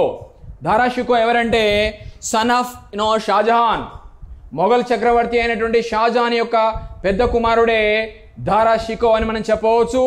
ఇతడు ఉపనిషత్తుల్ని ఈ విధంగా పర్షియన్ భాషలోకి ట్రాన్స్లేట్ చేయడం జరిగింది. అలాగే ఉపనిషత్తుల్ని ఆంగ్ల భాషలోకి ట్రాన్స్లేట్ చేశాడు ఎవరంటే అంటే henry Thomas Colebrooke. Henry Thomas Colebrooke అనే వ్యక్తి ఉపనిషత్తుల్ని ఆంగ్ల భాషలోకి అనువదించడం జరిగింది అని చెప్పవచ్చు. తొలి ఉపనిషత్తుల్లో ముఖ్యమైనవి ఐతరేయ ఉపనిషత్, కౌశితకి ఉపనిషత్, బృహదారణ్యకోపనిషత్, చాందోగ్య ఉపనిషత్. అదేవిధంగా మలి ఉపనిషత్తులో ముఖ్యమైనవి ఈశా ఉపనిషత్, ముండక ఉపనిషత్, ప్రశ్న ఉపనిషత్, మాండుక్యోపనిషత్, కఠోపనిషత్, శ్వేతరోపనిషత్. ఉపనిషత్తుల్లో ఎక్కువ ఉపనిషత్తులు యజుర్వేదానికి సంబంధించినవి కాగా మరి అతి తక్కువ ఉపనిషత్తులు ఏ వేదానికి సంబంధించినటువంటివి అంటే ఋగ్వేదానికి చెందినవి అని మనం చెప్పవచ్చు. ఋగ్వేదం ఐతరేయ ఉపనిషత్, కౌశితకి ఉపనిషత్తులు ఋగ్వేదానికి సంబంధించినటువంటివి. అదేవిధంగా యజుర్వేదంలో మనం ఇంతకుముందు చెప్పుకున్నాం 2 భాగాలు ఉన్నాయన్నాం. ఏంటంటే శుక్ల యజుర్వేదము, అదేవిధంగా కృష్ణ యజుర్వేదము. శుక్ల యజుర్వేదానికి సంబంధించినటువంటివి బృహదారణ్యకోపనిషత్, ఈశోపనిషత్. అదేవిధంగా కృష్ణ యజుర్వేదానికి సంబంధించినటువంటివి శ్వేతరోపనిషత్, కఠోపనిషత్ మరియు తైత్తిరీయ ఉపనిషత్ అని మనం చెప్పవచ్చు. అలాగే సామవేదానికి సంబంధించిన ఉపనిషత్తులు ఏంటంటే చాందోగ్యోపనిషత్, కేశోపనిషత్. అలాగే అధర్వణ వేదానికి సంబంధించినటువంటి ముండకోపనిషత్, ప్రశ్నోపనిషత్, మాండుక్యోపనిషత్ అని మనం చెప్పవచ్చు. ఐతరేయ ఉపనిషత్తుకు సంబంధించిన ప్రాధాన్యత ఇంతకుముందు కూడా మీకు చెప్పాను. సో అదేవిధంగా కౌశితకి ఉపనిషత్, ఇది ఋగ్వేదానికి సంబంధించినటువంటిది. మొదటిసారిగా హిమాలయాల గురించి ప్రస్తావించింది కౌశితకి ఉపనిషత్ అని మనం చెప్పవచ్చు. బృహదారణ్యకోపనిషత్, ఇది యజుర్వేదానికి సంబంధించిన ఉపనిషత్. ముఖ్యంగా శుక్ల యజుర్వేదానికి సంబంధించినటువంటి ఉపనిషత్ అని మనం చెప్పవచ్చు. ఇందులో ఏముందంటే అసతోమా సద్గమయ, తమసోమా జ్యోతిర్గమయ అనే సూక్తి కనిపిస్తుంది బృహదారణ్యకోపనిషత్తులో. అదేవిధంగా ఆత్మ గురించి, సోల్, ఆత్మ గురించి, పునర్జన్మ, రీబర్త్ గురించి మొట్టమొదటిసారిగా ప్రస్తావిస్తుంది ఈ యొక్క బృహదారణ్యకోపనిషత్ అని మనం చెప్పవచ్చు. అదేవిధంగా కర్మ గురించి, యాక్షన్స్ గురించి చెప్తుంది ఈ యొక్క బృహదారణ్యకోపనిషత్. వీటితో పాటుగా యాజ్ఞవల్క్యుడు అనే గొప్ప ఋషి ఉన్నాడు ప్రాచీన కాలంలో. మరి అతడు ప్రధానంగా అతని భార్యలైనటువంటి కాత్యాయని మైత్రేయుల మధ్య తాత్విక చర్చల గురించి ప్రస్తావిస్తుంది ఈ యొక్క ఉపనిషత్. అదేవిధంగా జనక మహారాజు, ఆనాడు విదేహ రాజు జనక మహారాజు, ఇతడు ఒక యజ్ఞాన్ని, మహాయాగాన్ని నిర్వహించడం జరిగింది. మరి ఈ యాగాన్ని నిర్వహించి మరి అనేక మంది బ్రాహ్మణ పండితుల్ని ఆహ్వానించడం జరిగింది ఆ యాగానికి. ఈ నేపథ్యంలో మరి ఎవరైతే పండిత చర్చలు చేస్తారో ఆ చర్చల్లో గెలిచిన వారికి 1000 దేనువుల్ని, ఆవుల్ని, అదేవిధంగా 10,000 బంగారు నాణెముల్ని బహుమతిగా ప్రకటించడం జరిగింది. సో దానికి హాజరయ్యాడు యాజ్ఞవల్క్య ఋషి అని మనం చెప్పవచ్చు. దానికి సంబంధించినటువంటి స్టోరీని మనము తెలుసుకునే ప్రయత్నం చేద్దాం. ఇప్పుడు బృహదారణ్యకోపనిషత్ ఇంతకుముందే చెప్పాను, యజుర్వేదంలో ఇది శుక్ల యజుర్వేదానికి సంబంధించినటువంటి ఉపనిషత్. ప్రధానంగా జనక మహారాజు అనే విదేహరాజు ఉన్నాడు. ఆయన మహాయాగాన్ని నిర్వహించడం జరిగింది. దానికి హాజరైనాడు యాజ్ఞవల్క్యుడు అనే గొప్ప ఋషి, మహానుభావుడు, పండితుడు అని మనం చెప్పవచ్చు. ముఖ్యంగా విదేహరాజు జనకుడు ఈ యొక్క మహాయాగాన్ని నిర్వహించాడన్నాం. ఈ యాగం నిర్వహించి గొప్ప తెలివితేటలు కలిగిన బ్రాహ్మణులకు, అంటే జ్ఞానం కలిగిన వారికి 10,000 బంగారు నాణెముల్ని కొమ్ములకు కట్టినటువంటి 1000 దేనువులను, ఆవులను బహుమతిగా ఇస్తాను అని ప్రకటించడం జరిగింది జనక మహారాజు. మరి ఈ పరిస్థితులలో యాజ్ఞవల్క్యుడు ఏం చేశాడంటే ఆవుల్ని తన ఇంటికి తీసుకెళ్ళమని తన శిష్యుడైనటువంటి శ్రమశ్రవుని చెప్పడం జరిగింది. అంటే ఇంకా పండిత చర్చలే జరగలేదు, తాత్వికపరమైన చర్చలే జరగలేదు. కానీ ఎప్పుడైతే బహుమతి ప్రకటించాడో ఈ మహాయాగాన్ని నిర్వహిస్తున్నటువంటి విదేహరాజు అయినటువంటి జనక మహారాజు వెంటనే మరి తనకు ఖచ్చితంగా తానే గెలుస్తానని నమ్మకంతో, పాండిత్యం పట్ల అంత గొప్ప తెలివితేటలున్నాయి, పాండిత్యంలో గొప్ప దిట్ట మన యాజ్ఞవల్క్య మహర్షి అని మనం చెప్పవచ్చు, ఋషి. ఈ నేపథ్యంలో మనం చూసినట్లయితే వెంటనే తన శిష్యుడైనటువంటి శ్రమశ్రవునికి చెప్పాడు. ఏమని చెప్పాడంటే ఈ యొక్క దేనువులు, ఆవులు ఏవైతే ఉన్నాయో 1000 ఆవులు, ఆ 1000 ఆవులకు, వాళ్ళ కొమ్ములకు 10,000 బంగారు నాణెములను కట్టడం జరిగింది. వాటిని ఇంటికి తీసుకెళ్ళు, మన ఇంటికి అని చెప్పడం జరిగింది. దీంతో ఈ పరిస్థితుల్లో ఈ యాజ్ఞవల్క్యుని అహంకారానికి మిగతా బ్రాహ్మణులు ఈర్ష్య చెందడం జరిగింది. ఎందుకంటే ఎలాంటి పండిత చర్చ జరగలేదు, ఆ చర్చలో యాజ్ఞవల్క్యుడు గెలవలేదు. కానీ ముందే ఆవుల్ని తీసుకెళ్ళమని చెప్పి తన శిష్యునికి పురమాయించడం జరిగింది. మరి ఈ నేపథ్యంలో ఏం జరిగిందంటే ప్రధానంగా మనం చూసినట్లయితే ఈ నేపథ్యంలో తాత్విక చర్చ ప్రారంభమైంది. ఈ చర్చల్లో ఒకరి తర్వాత ఒకరు 8 మంది పృచ్ఛకులు, అంటే ఇంటర్లోకేటర్స్, అనేక అంశాలపై ఈ యొక్క యాజ్ఞవల్క్య మహర్షికి, ఋషికి ప్రశ్నలు సంధించడం జరిగింది. ముఖ్యంగా ఏ అంశాలపైన ఆ యొక్క ప్రశ్నలు సంధించబడ్డాయంటే దేవతలు, ఆత్మ యొక్క స్వభావము, నేచర్ ఆఫ్ ద సోల్, అదేవిధంగా ఆత్మలు, శక్తులు ఎక్కడ కొలువుదీరుతాయి, విశ్వ సృష్టి, క్రియేషన్ ఆఫ్ యూనివర్స్, అదేవిధంగా ఇంద్రియాలు, యజ్ఞయాగాలు మొదలైన అంశాలపై ప్రశ్నలను అడగడం జరిగింది. 8 మంది ఇంటర్లోకేటర్స్, పృచ్ఛకులు అని మనం చెప్పవచ్చు, పండితులు. ఈ నేపథ్యంలో మనం చూసినట్లయితే ఈ ఇంటర్లోకేటర్స్లో ఒకరు గార్గి అనే గొప్ప పాండిత్యం సంపాదించినటువంటి స్త్రీ అని మనం చెప్పవచ్చు, మహామేధావి. గార్గి అనే స్త్రీ మేధావి కూడా ప్రశ్నల్ని సంధించింది యాజ్ఞవల్క్య మహర్షికి. ఈ నేపథ్యంలో ఏమైందంటే యాజ్ఞవల్క్యుడు గార్గిని ఆగిపోమ్మని, ఎందుకంటే చాలా ప్రశ్నలు అడుగుతుంది. సో పండిత చర్చ చాలా ఉధృతంగా కొనసాగుతూ ఉంది, గమనించాలి. ఈ నేపథ్యంలో మన ఆసక్తికరంగా కొనసాగుతుంది. సో ఈ నేపథ్యంలో యాజ్ఞవల్క్యుడు గార్గిని ఆగిపోమ్మని, లేదా తల తెగి కింద పడుతుందని చెప్పి గర్జించడం జరిగింది. ఈ నేపథ్యంలో గార్గి కొంచెం తగ్గింది అని మనం చెప్పవచ్చు. తగ్గినప్పటికీ కూడా మళ్ళీ గార్గి ఏం చేసిందంటే, గార్గి అనే పాండిత్యం గల స్త్రీ, గొప్ప స్త్రీ, మరి 2వ విడత కూడా యాజ్ఞవల్క్యుని ప్రశ్నించసాగింది అని మనం చెప్పవచ్చు. సెకండ్ రౌండ్లో కూడా అనేక ప్రశ్నలు వేసింది అని మనం చెప్పవచ్చు. సో ఈ విధంగా జరిగింది. ఆ నేపథ్యంలో చివరి ఇంటర్లోకేటర్ ఎవరంటే విదగ్ధ, చివరి పృచ్ఛకుడు, ఇంటర్లోకేటర్. సో ఇతడు ఈ యొక్క పాండిత్య చర్చల్లో యాజ్ఞవల్క్యునితో ఓడిపోవడం జరిగింది. ఓడిపోవడమే కాదు, తన తలను ఫనంగా పెట్టడం జరిగింది ఈ యొక్క చర్చల్లో.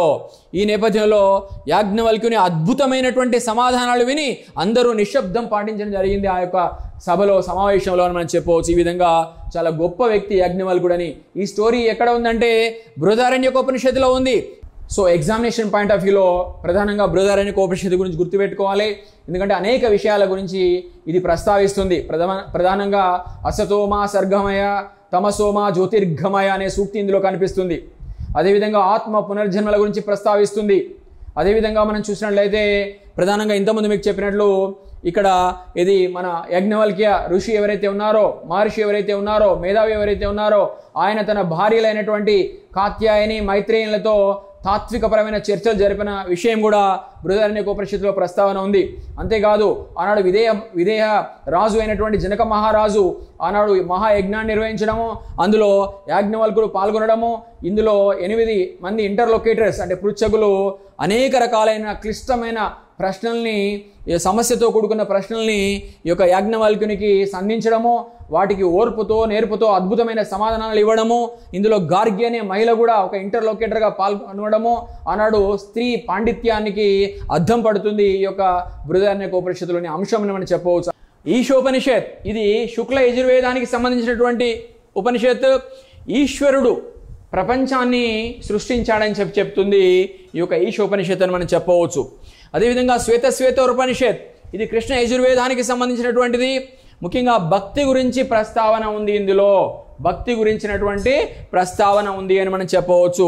ముఖ్యంగా భక్తి గురించి మొట్టమొదటిసారిగా ప్రస్తావిస్తుంది శ్వేతోపనిషత్.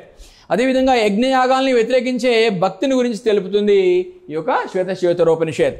అదేవిధంగా వేదాలు, బ్రాహ్మణాలు ముఖ్యంగా యజ్ఞయాగాల్ని సమర్థిస్తాయి, అయితే అరణ్యకాలు ఉపనిషత్తులు యజ్ఞయాగాల్ని తిరస్కరిస్తాయి.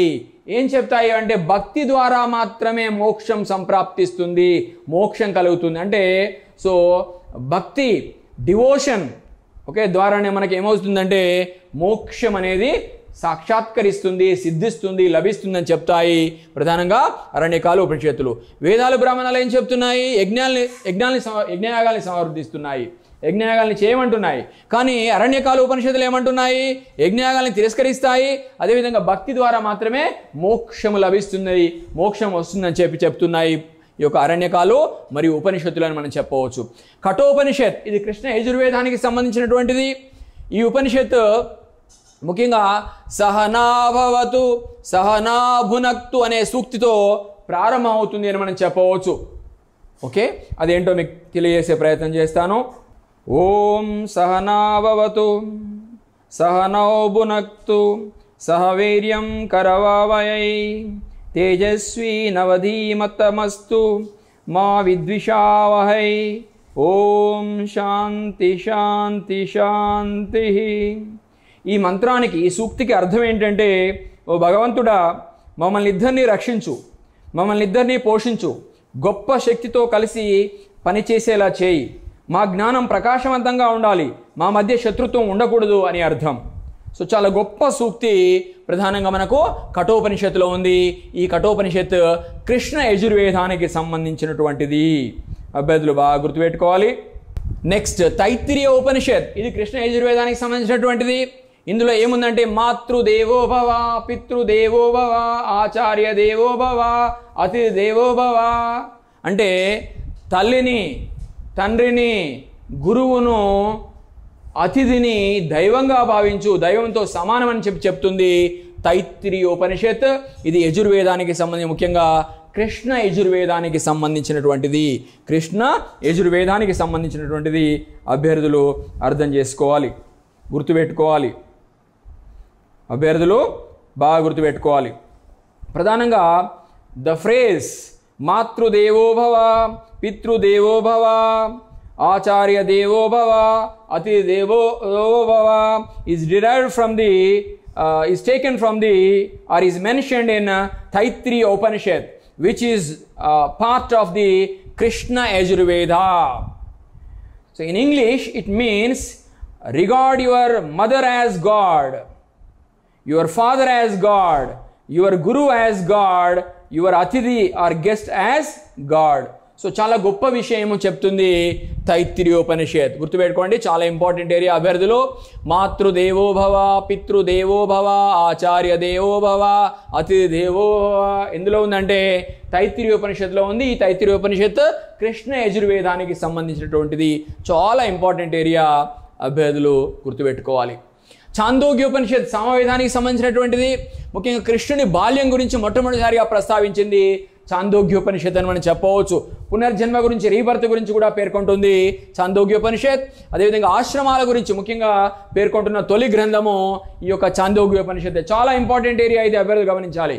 కృష్ణుని బాల్యం గురించి మొట్టమొదటిసారిగా ప్రస్తావించింది ఈ యొక్క ఛాందోగ్యోపనిషత్ సమవేదానికి సంబంధించినటువంటిది.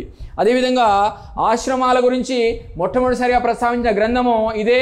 ముఖ్యంగా తొలి 3 ఆశ్రమాలు మాత్రమే. అంటే చతురాశ్రమ వ్యవస్థలో మొదటి 3 ఆశ్రమాలు ఏంటంటే ముఖ్యంగా ఎంతమంది మీకు చెప్పాను, బ్రహ్మచర్య ఆశ్రమము, గృహస్థు ఆశ్రమము, వానప్రస్థ ఆశ్రమము. సో వాటి గురించి మాత్రమే చెప్పింది.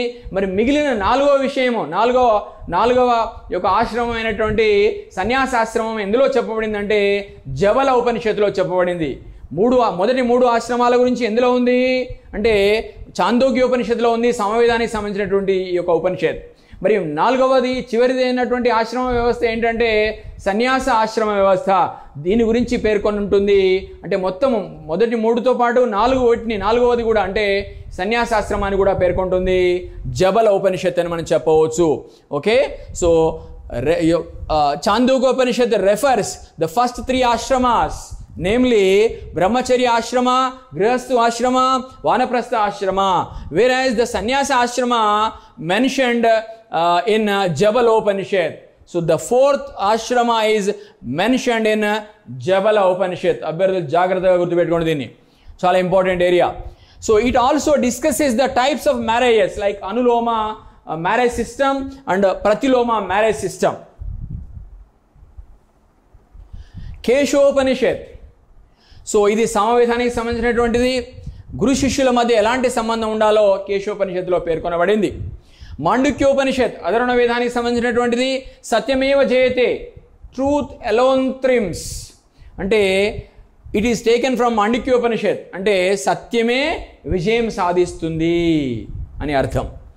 ప్రశ్నోపనిషత్ అధర్వణ వేదానికి సంబంధించినటువంటిది. ఈ ఉపనిషత్తుపై ఆదిశంకరాచార్యుల వారు భాష్యం రాశారు. ముఖ్యంగా ఓంకారం యొక్క ప్రాముఖ్యతను గురించి ప్రస్తావిస్తుంది ఈ యొక్క ప్రశ్నోపనిషత్తు అని మనం చెప్పవచ్చు. ఆ తర్వాత మరి ఉపనిషత్తుల అనంతరం మనం చూడబోయే అంశం వేదాంగాస్. వీటిని 6 limbs ఆఫ్ వేదాస్ అంటారు. 6 limbs ఆఫ్ వేదాస్ అంటే వేదంలో పేర్కొనబడినటువంటి మంత్రాలు ఏవైతే ఉన్నాయో, సూక్తులు ఏవైతే ఉన్నాయో, శ్లోకాలు ఏవైతే ఉన్నాయో వాటిని వర్సెస్ అంటాం, మనం శ్లోకాస్ అంటాం.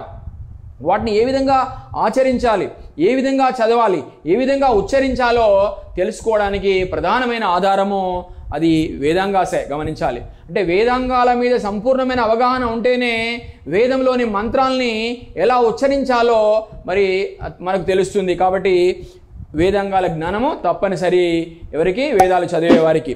ప్రధానంగా ఇవి 6 ఉన్నాయి. సో వేదాలని సరైన పద్ధతిలో చదవాలంటే వేదాలు తప్పకుండా వచ్చి ఉండాలి, తెలిసి ఉండాలి. ఇవి 6 ఉన్నాయి. శిక్ష, మొదటి శిక్ష. దీన్ని పాణిని శిక్ష ప్రధానంగా మనం చూసినట్లయితే పాణిని రచించాడు. అందుకే ఇతను ఏమంటారంటే సో ఫాదర్ ఆఫ్ లింగ్విస్టిక్స్ అంటారు ఎవరిని, ఈ యొక్క మన పాణిని అని మనం చెప్పవచ్చు. వేదాలని ఎట్లా ఉచ్చరించాలి, ఎలా పలకాలి, ఎలా చదవాలి, వేద మంత్రాలను ఎలా ఉచ్చరించాలి. సో అలాగే వేద మంత్రాల్లోని పదాల ఉచ్చారణ ఫొనెటిక్స్ను వివరిస్తుంది ఈ యొక్క శిక్ష అని మనం చెప్పవచ్చు. శిక్షకు సంబంధించిన మొట్టమొదటి పుస్తకము ప్రతిశాఖ్య సూత్ర. దీని రచయిత పాణిని. దీని ప్రత్యేకత ఏంటంటే శిక్షపై రాసిన మొట్టమొదటి పుస్తకంగా మనము దీన్ని పేర్కొనవచ్చు. ముఖ్యంగా పాణిని అనే గొప్ప పండితుడు ప్రాచీన కాలంలో మరి తక్షశిల విశ్వవిద్యాలయంలో అధ్యక్షుడుగా పనిచేశారు. క్రీస్తుపూర్వం 5వ శతాబ్దంలో జీవించి ఉన్నారు పాణిని అని మనం చెప్పుకోవచ్చు. రెండవది వేదాంగాలకు సంబంధించిన రెండవ ముఖ్యమైన విషయము నిరుక్త. అంటే దీన్ని ప్రధానంగా యాస్కుడు ప్రవచించడం జరిగింది. ప్రధానంగా ఏం చెప్తుంది నిరుక్త అంటే పదాల పుట్టుక, ఎటిమాలజీ గురించి చెప్తుంది. పదాల ఉత్పత్తి, పుట్టుక, ఎటిమాలజీ గురించి చెప్తుంది. వేదాల్లోని పదాలకు అర్థాలు తెలుపుతుంది. యక్ష రచయిత ఎవరు అంటే యాస్కుడు అని మనం చెప్పవచ్చు. మూడవది వ్యాకరణము. దీనిని పాణిని రచించాడు. వాక్య నిర్మాణ శైలికి సంబంధించిన రూల్స్ అండ్ రెగ్యులేషన్స్ గురించి వివరిస్తుంది ఈ యొక్క వ్యాకరణం అని మనం చెప్పవచ్చు. అంటే ఒక భాషను ఒక సరైన పద్ధతిలో ఏ విధంగా అధ్యయనం చేయాలి, ఏ విధంగా చదవాలి, ఏ విధంగా నేర్చుకోవాలనే విషయాన్ని చెప్తుంది వ్యాకరణం అనే విషయం అని మనం చెప్పవచ్చు. ఒక క్రమ పద్ధతిలో భాష అధ్యయనానికి చెందినటువంటి నియమాల గురించి, రూల్స్ అండ్ రెగ్యులేషన్స్ గురించి చెప్తుంది ఈ యొక్క వ్యాకరణము. ముఖ్యంగా అష్టాధ్యాయి. దీని రచయిత పాణిని అని మనం చెప్పవచ్చు. దీనిని సంస్కృత భాషలో పాణిని రచించారు.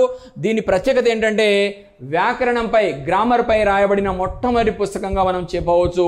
ఇది అష్టాధ్యాయి. రచయిత పాణిని. ఏ భాషలో రచించాడు? ఈ యొక్క సంస్కృత భాషలో రచించడం జరిగింది.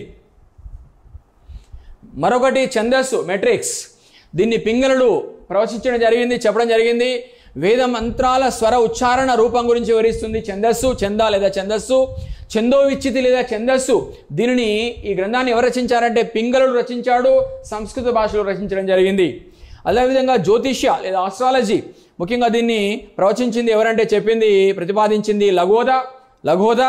మరి ఏం చెప్తుంది జ్యోతిష్యం అంటే, ఆస్ట్రాలజీ అంటే? యజ్ఞయాగాలు, క్రతువులు, నిర్వహణకు సంబంధించిన విషయాలను తెలియజేస్తుంది. శుభదినాలు, అశుభదినాలు, అదేవిధంగా శుభ ముహూర్తాలను నిర్ణయిస్తుంది ఈ యొక్క జ్యోతిష్యము. భవిష్యత్తు గురించి చెప్తుంది, ఫ్యూచర్ గురించి చెప్తుంది జ్యోతిష్యం అని మనం చెప్పవచ్చు. జ్యోతిష్య శాస్త్రం యొక్క రచయిత లఘోద. ప్రాచీన భారతదేశ చరిత్రలో జ్యోతిష్య శాస్త్రజ్ఞులు ఎవరంటే లఘోద మరియు గర్గుడు. ప్రాచీన భారతదేశ చరిత్రలో ముఖ్యమైన జ్యోతిష్య పండితులు లఘోద మరియు గర్గుడు అని మనం చెప్పుకోవచ్చు. కల్ప, దీన్ని ప్రతిపాదించింది ఎవరంటే అశ్వలాయనుడు, సాంఖ్యాయనుడు. ముఖ్యంగా కల్ప వేదాంగాలన్నింటిలోకెల్లా ముఖ్యమైనది, ధర్మసూత్రాలకు మూలమైనటువంటిది. ఆదర్శవంతమైన జీవన విధానం గురించి, ముఖ్యంగా ధర్మసూత్రాలు, ధర్మంతో కూడిన నీతి నియమాల గురించి, పద్ధతుల గురించి పేర్కొంటుంది కల్ప. గృహస్థుని విధుల్ని, సామాజిక బాధ్యతలను తెలుపుతుంది. అదేవిధంగా మనం చూసినట్లయితే ప్రాచీన కల్పశాస్త్ర గ్రంథాల రచయితలు అశ్వలాయనుడు మరియు సాంఖ్యాయనుడు అని మనం చెప్పవచ్చు. అశ్వలాయనుడు మరియు సాంఖ్యాయనుడు ప్రాచీన కల్పశాస్త్ర గ్రంథ రచయితలు అని మనం చెప్పుకోవచ్చు. కల్పసూత్రాలలో ముఖ్యంగా 4 భాగాలుగా మనం చెప్పుకోవచ్చు. కల్పసూత్రాలని 4 భాగాలుగా విభజించవచ్చు. అవి ఏంటంటే ప్రధానంగా గృహసూత్రాలు. ఇవి ఏంటంటే గృహసూత్రాలు గృహమునకు సంబంధించిన క్రతువుల నియమావళి గురించి పేర్కొంటాయి. శ్రౌత సూత్రాలు కర్మకాండలకు సంబంధించిన క్రతువుల నియమావళి గురించి పేర్కొంటాయి. ధర్మసూత్రాలు సంఘంతో ప్రజలు అనుసరించే నియమావళి గురించి పేర్కొంటాయి. అదేవిధంగా సులువ సూత్రాలు గృహ సూత్రములకు సంబంధించిన క్రతువుల నియమావళి గురించి పేర్కొంటాయని మనం చెప్పవచ్చు. ఏంటి గృహసూత్రాలు ఏంటి ఒక్కొక్క దాన్ని అధ్యయనం చేసే ప్రయత్నం చేద్దాము. ఏముంది గృహసూత్రాల్లో అంటే ఒక వ్యక్తి లేదా ఒక గృహస్థుడు, ఒక మ్యారీడ్ పర్సన్, ఒక యజమాని పాటించాల్సిన విధుల గురించి, అంటే ఆయన పాటించాల్సిన షోడశ కర్మలు, షోడశ అంటే 16 కర్మల గురించి పేర్కొంటుంది. సో 16 కర్మలు అంటే ఒక వ్యక్తి తన జీవితంలో 16 కర్మల్ని ఆచరించాలి, 16 క్రతువుల్ని ఆచరించాలి. అవి ఏంటో మనం తెలుసుకునే ప్రయత్నం చేద్దాము. ప్రధానంగా 16 కర్మల్ని నిర్వహించిన వారికి మోక్షం లభిస్తుందనే నమ్మకం ఉంది ఆ రోజుల్లో, ప్రాచీన భారతదేశ చరిత్రలో. కాబట్టి పుట్టుక నుండి గిట్టే వరకు, అంటే ప్రధానంగా జననం నుండి మరణం వరకు, ఊంబు టు తోంబు, అంటే పుట్టినప్పటి నుండి చనిపోయే వరకు ఒక వ్యక్తి జీవితంలో 16 కర్మలు చేయాల్సి ఉంటుంది. వాటి గురించి పేర్కొంటుంది గృహసూత్రము. ప్రధానంగా అవి ఏంటంటే ముఖ్యమైనవి గర్భాధానము, అంటే వివాహిత మహిళ గర్భం ధరించడం కోసం చేస్తుంది ఈ యొక్క గర్భాధానం అనే ప్రక్రియ. అలాగే పుంశవన, కుమారుడు పుట్టాలని చేసే కర్మ. సీమంతో న్యాయ, సుఖప్రసవం కోసం చేసే క్రతువు. నిష్క్రమణ, జన్మించిన శిశువుకు మొట్టమొదటిసారిగా బయటకు తీసుకెళ్ళి సూర్యుని చూపించే కార్యక్రమం అని మనం చెప్పవచ్చు. అలాగే జాతకర్మ, అంటే జన్మించిన శిశువు భవిష్యత్తు జాతకం గురించి తెలుసుకోవడం కోసం చేసేది. అదేవిధంగా నామకరణం, పుట్టిన శిశువుకు పేరు పెట్టే క్రతువు. అన్నప్రాసన, శిశువుకు మొదటిసారిగా ఆహారాన్ని, అంటే అన్నం తినిపించడం, దాన్ని మనం అన్నప్రాసన అంటాం. చూడకర్మ, అంటే శిశువుకు మొట్టమొదటిసారిగా కేశఖండనం, అంటే పుట్టెంట్రుకలు కత్తిరించడం, తీయడం. సో కర్ణవేద, అంటే శిశువుకు చెవిపోగులు కుట్టే కార్యక్రమం. విద్యారంభం, విద్య ప్రారంభం ముందు చేసే క్రతువు. ఉపనయనం, బ్రాహ్మణ, క్షత్రియ, వైశ్య పురుషులు మాత్రమే నిర్వహించే క్రతువు ఈ ఉపనయన సంస్కారం, ఉపనయన కర్మ, క్రతువు. ముఖ్యంగా ఈ క్రతువుకు శూద్రులు అనర్హులు అని చెప్పబడింది ఆనాడు. గాయత్రి మంత్రము చదువుతూ జంధ్యోపవీతం చేస్తారు. సో అందుకే ఆ గాయత్రి మంత్రం చదువుతూ జంధ్యోపవీతం చేసిన తర్వాత వాళ్ళని మనం ద్విజుడు అంటాం, అంటే రెండవసారి జన్మించినట్లని అర్థం. రెండవసారి జన్మించినట్టు అర్థం. అంటే మళ్ళీ జన్మించడం అనే అర్థము, 2 సార్లు జన్మించడం అనే అర్థము. మొదటిసారి తల్లి గర్భం నుండి జన్మిస్తారు, రెండవసారి ఉపనయనం ద్వారా జన్మిస్తారు. ఉపనయన సంస్కారం గావింపబడినటువంటి వ్యక్తుల్ని ఏమంటాము? ద్విజుడు అంటారు. ద్విజులు జంధ్యోపవీతం చేస్తారు ఈ ఉపనయన సంస్కారంలో భాగంగా. అదేవిధంగా మనం చూసినట్లయితే రెండవది శ్రౌత సూత్రాలు. కర్మకాండలకు యజ్ఞాలకు సంబంధించిన క్రతువుల నియమావళి ఇది. రాజ్యము ప్రజల సంక్షేమం కోసము రాజు చేయాల్సిన యజ్ఞయాగాల వివరాల్ని తెలుపుతుంది ఈ శ్రౌత సూత్రాలని మనం చెప్పవచ్చు. ముఖ్యంగా అవి ఏంటంటే అశ్వమేధ యాగము, రాజ్య విస్తరణ కోసము, ఇతర రాజ్యాలపై ఆధిపత్యం కోసం రాజు చేసే యాగమే అశ్వమేధ యాగము. ఒక అశ్వం ఆర్సును స్వేచ్ఛగా వదిలేయడం జరుగుతుంది. ఆ అశ్వం ఏ ప్రదేశాల్లో తిరుగుతుందో ఆ ప్రాంతం అంతా ఆ రాజుకు చెందుతుంది. ఒకవేళ ఎవరైనా అశ్వానికి ఆటంకం కలిగిస్తే, ఆపడానికి ప్రయత్నిస్తే, ధైర్యం చేస్తే ఖచ్చితంగా ఆ రాజ్యానికి సంబంధించినటువంటి రాజు, పాలకుడు ఈ రాజుతో యుద్ధానికి తలపడాల్సిందే, యుద్ధం చేయాల్సిందే. కాబట్టి ఈ విధంగా ఆ యుద్ధాన్ని ఆహ్వానించినట్లే ఎవరైనా ఇతర రాజ్యాల్లో ఈ అశ్వం తిరుగుతున్నప్పుడు ఆపితే ఖచ్చితంగా అది యుద్ధంకు ఆహ్వానించినట్లే. రెండవది రాజసూయ యాగము. రాజు దైవత్వాన్ని కాన్సెక్రేషన్ పొందడం కోసం చేస్తాడు. రాజు ఇతర రాజులకు అందరికన్నా కూడా తానే గొప్పవాడు అనిపించుకోవడానికి చేస్తాడు ఈ రాజసూయ యాగము. రత్నవంశ కార్యక్రమం, దీంట్లో ముఖ్యంగా రత్నవంశ కార్యక్రమం చేస్తారు. దీనిలో భాగంగా దీంట్లో 12 మంది మంత్రులు పెద్ద మొత్తంలో ఆభరణాలు, రత్నాలు ధరించి రాజు అంతఃపురానికి వెళ్ళి పూజలు నిర్వహిస్తారు. ఈ యాగం తర్వాత రాజు పురోహితునికి 2,40,40,000 ఆవుల్ని ఇవ్వాలి దక్షిణ రూపంలో. అంటే ఇవన్నీ రాజసూయ యాగం నిర్వహించినందుకు గాను. అకార్డింగ్ టు శతపథ బ్రాహ్మణ, ఇదంతా ఎక్కడ ఉంది? ఈ యొక్క శతపథ బ్రాహ్మణంలో పేర్కొనబడింది. అదేవిధంగా ధర్మసూత్రాలు మూడవది సంఘ జీవనంలో ప్రజలు అనుసరించే నియమావళి గురించి చెప్తుంది. మానవుని నైతిక ప్రవర్తన గురించి చెప్తుంది. స్మృతుల ఆధారంగా ధర్మసూత్రాలను రూపొందించడం జరిగింది. ఉదాహరణకు యజ్ఞవల్క్య స్మృతి ఆధారంగా మితాక్షర న్యాయం చెప్పబడింది భవిష్యత్ కాలంలో. 4వది సులువ సూత్రాలు. గృహ సూత్రానికి సంబంధించిన క్రతువుల నియమావళిని ఇంతకుముందే చెప్పాను. ముఖ్యంగా వేదకాలంలో యజ్ఞవేదికల నిర్మాణం అనగా హోమగుండాలు, ఫైర్ ఆల్టర్స్ నిర్మాణం గురించి పేర్కొంటుంది, చెప్తుంది సులువ సూత్రాలు. అంటే హోమగుండాల ఆకారం ఎలా ఉండాలి, ఎంత సైజు ఉండాలి, ఎందుకంటే వివిధ రకాల హోమాలకు వివిధ రకాల హోమగుండాలు ఉంటాయి. ఒక్కొక్క హోమానికి ఒక్కొక్క రకమైన హోమగుండం ఉంటుంది, సైజ్ డిఫరెంట్గా ఉంటుంది దాని కొలతలు. కాబట్టి వాటన్నిటి గురించి చెప్తుంది. ఈ విధంగా రేఖాగణితం అంటే జామెట్రీ గురించి పేర్కొంటుంది సులువ సూత్రాలు. అదేవిధంగా ఈ విధంగా రేఖాగణితము, అదేవిధంగా అంకగణిత భావాలతో సూత్రాలతో కూడుకున్నటువంటివి ఈ యొక్క సులువ సూత్రాలని మనం చెప్పవచ్చు. ఉపవేదాలు, మరి 4 వేదాలు ఉన్నాయని మనం చెప్పుకున్నాం. వేదాలు 4 విధాలు, చతుర్విధాలు. ఏంటవి? ఋగ్వేదము, యజుర్వేదము, సామవేదము, అధర్వణ వేదం. వాటికి ఉపవేదాలు కూడా ఉన్నాయి, తోడు దానికి అటాచ్ చేయబడ్డాయి. ఏంటి? ప్రధానంగా మనం చూసినట్లయితే ఋగ్వేదానికి సంబంధించినటువంటి ఉపవేదము ఆయుర్వేదము. Ayurveda deals with life sciences and medicine, అంటే వైద్యం గురించి చెప్తుంది. అదేవిధంగా యజుర్వేదానికి సంబంధించిన ఉపవేదము ధనుర్వేదము. ధనుర్వేదం దేని గురించి పేర్కొంటుందంటే యుద్ధ కళ గురించి పేర్కొంటుంది. Dhanurveda deals with the art of warfare. మూడవది సామవేదము. సామవేదానికి సంబంధించినటువంటి ఉపవేదము గాంధర్వ వేదము. Gandharva Veda deals with the art of music, అంటే ఈ యొక్క సంగీత కళ గురించి. గాంధర్వ వేదం దేని గురించి చెప్తుంది? సంగీత కళ గురించి పేర్కొంటుంది. ఇది సామవేదానికి సంబంధించినటువంటిది గాంధర్వ వేదము. అదేవిధంగా అధర్వణ వేదమునికి సంబంధించిన ఉపవేదము శిల్పవేదము. శిల్ప కళ గురించి చెప్తుంది. Shilpaveda deals with art and architecture particularly, right. ఈ విధంగా 4 వేదాలకు 4 ఉపవేదాలు ఉన్నాయి. నెక్స్ట్ పురాణాస్. పురాణం అంటేనే పురాతన కథ, స్టోరీ అనే అర్థం, ఓల్డ్ స్టోరీ, కథ అనే అర్థం. మొత్తం పురాణాలు 18 పురాణాలు. అష్ట అంటే 8, దశ అంటే 10, మొత్తం 18 పురాణాలు ఉన్నాయి. ఈ ఉప పురాణాలు కూడా ఉన్నాయి. ఈ పురాణాలకు తోడు అవి కూడా 18 ఉన్నాయి. ప్రధానంగా పురాణాల్లో లక్షణాలు ఏమున్నాయంటే, పురాణాల లక్షణాలు ఏంటంటే 5 లక్షణాలు ఉంటాయి పురాణానికి. అవి సృష్టి, ప్రతిసృష్టి, వంశం, మన్వంతరం, వంశానుచరితం. ప్రధానంగా వంశానుచరితం అంటే dynastic history of old Kings. ఇది చరిత్ర రచనలో మనకు ఎక్కువగా ఉపయోగపడుతుంది. ఇది వంశానుచరితం అనే పార్ట్ పురాణానికి సంబంధించింది, ప్రధానంగా మనకు చరిత్ర రచనలో ఎక్కువగా ఉపయోగపడుతుంది. దీన్ని మనం dynastic history of old Kings అంటాం. ముఖ్యంగా మత్స్య పురాణము, విష్ణు పురాణము, వాయు పురాణము, స్కంద పురాణము, భవిష్య పురాణాల వల్ల ముఖ్యంగా శిశునాగ వంశం నుండి గుప్తుల వరకు గల చారిత్రక రాజవంశాల వివరాలు మనకు తెలుస్తున్నాయి. మత్స్య, విష్ణు, వాయు, స్కంద, భవిష్య పురాణాల వల్ల మనకు శిశునాగ వంశం నుండి గుప్తుల వరకు వివిధ రాజవంశాలు, చారిత్రక రాజవంశాలు ఏవైతే ప్రాచీన కాలంలో పరిపాలన చేశాయో వాటి గురించి మనకు ఇతోధికమైన సమాచారం అందుతుంది అని మనం చెప్పవచ్చు. పురాణాలు ఏం చెప్తున్నాయి?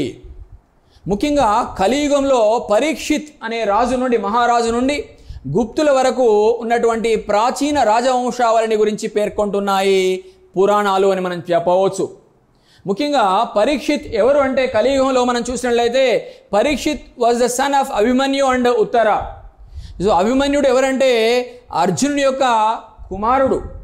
సో కాబట్టి మనకు ప్రధానంగా మనం చూసినట్లయితే పరీక్షిత్ ఏమవుతాడు? అర్జునుడి కంటే గ్రాండ్ సన్ అవుతాడు. Okay, Parikshit was the son of Abhimanyu and Uttara. Parikshit was also grandson to Arjuna. So Parikshit ఏం జరిగిందంటే తన తల్లి ఉత్తర గర్భంలో ఉన్నప్పుడు అశ్వత్థామ అనే వ్యక్తి, అశ్వత్థామ ఎవరంటే సన్ ఆఫ్ ద్రోణాచార్యుని యొక్క కుమారుడు. ఆయన పరీక్షిత్ తన తల్లి గర్భం ముఖ్యంగా ఉత్తర గర్భంలో ఉన్నప్పుడు ప్రధానంగా బ్రహ్మాస్త్రాన్ని ప్రయోగించడం జరుగుతుంది. ఈ నేపథ్యంలో ఆ బ్రహ్మాస్త్రం నుండి ఎలాంటి హాని జరగకుండా, పిండానికి శిశువుకి ఎలాంటి హాని జరగకుండా ప్రధానంగా కృష్ణుడు భగవానుడు రక్షించడం జరుగుతుంది అని మనం చెప్పవచ్చు. డైనాస్టీస్ ఆఫ్ కలి ఏజ్ ఈ గ్రంథాన్ని F.E. ఫార్గిటర్ రచించడం జరిగింది. ఈ విధంగా ఆంగ్ల భాషలోకి అనువదించాడు.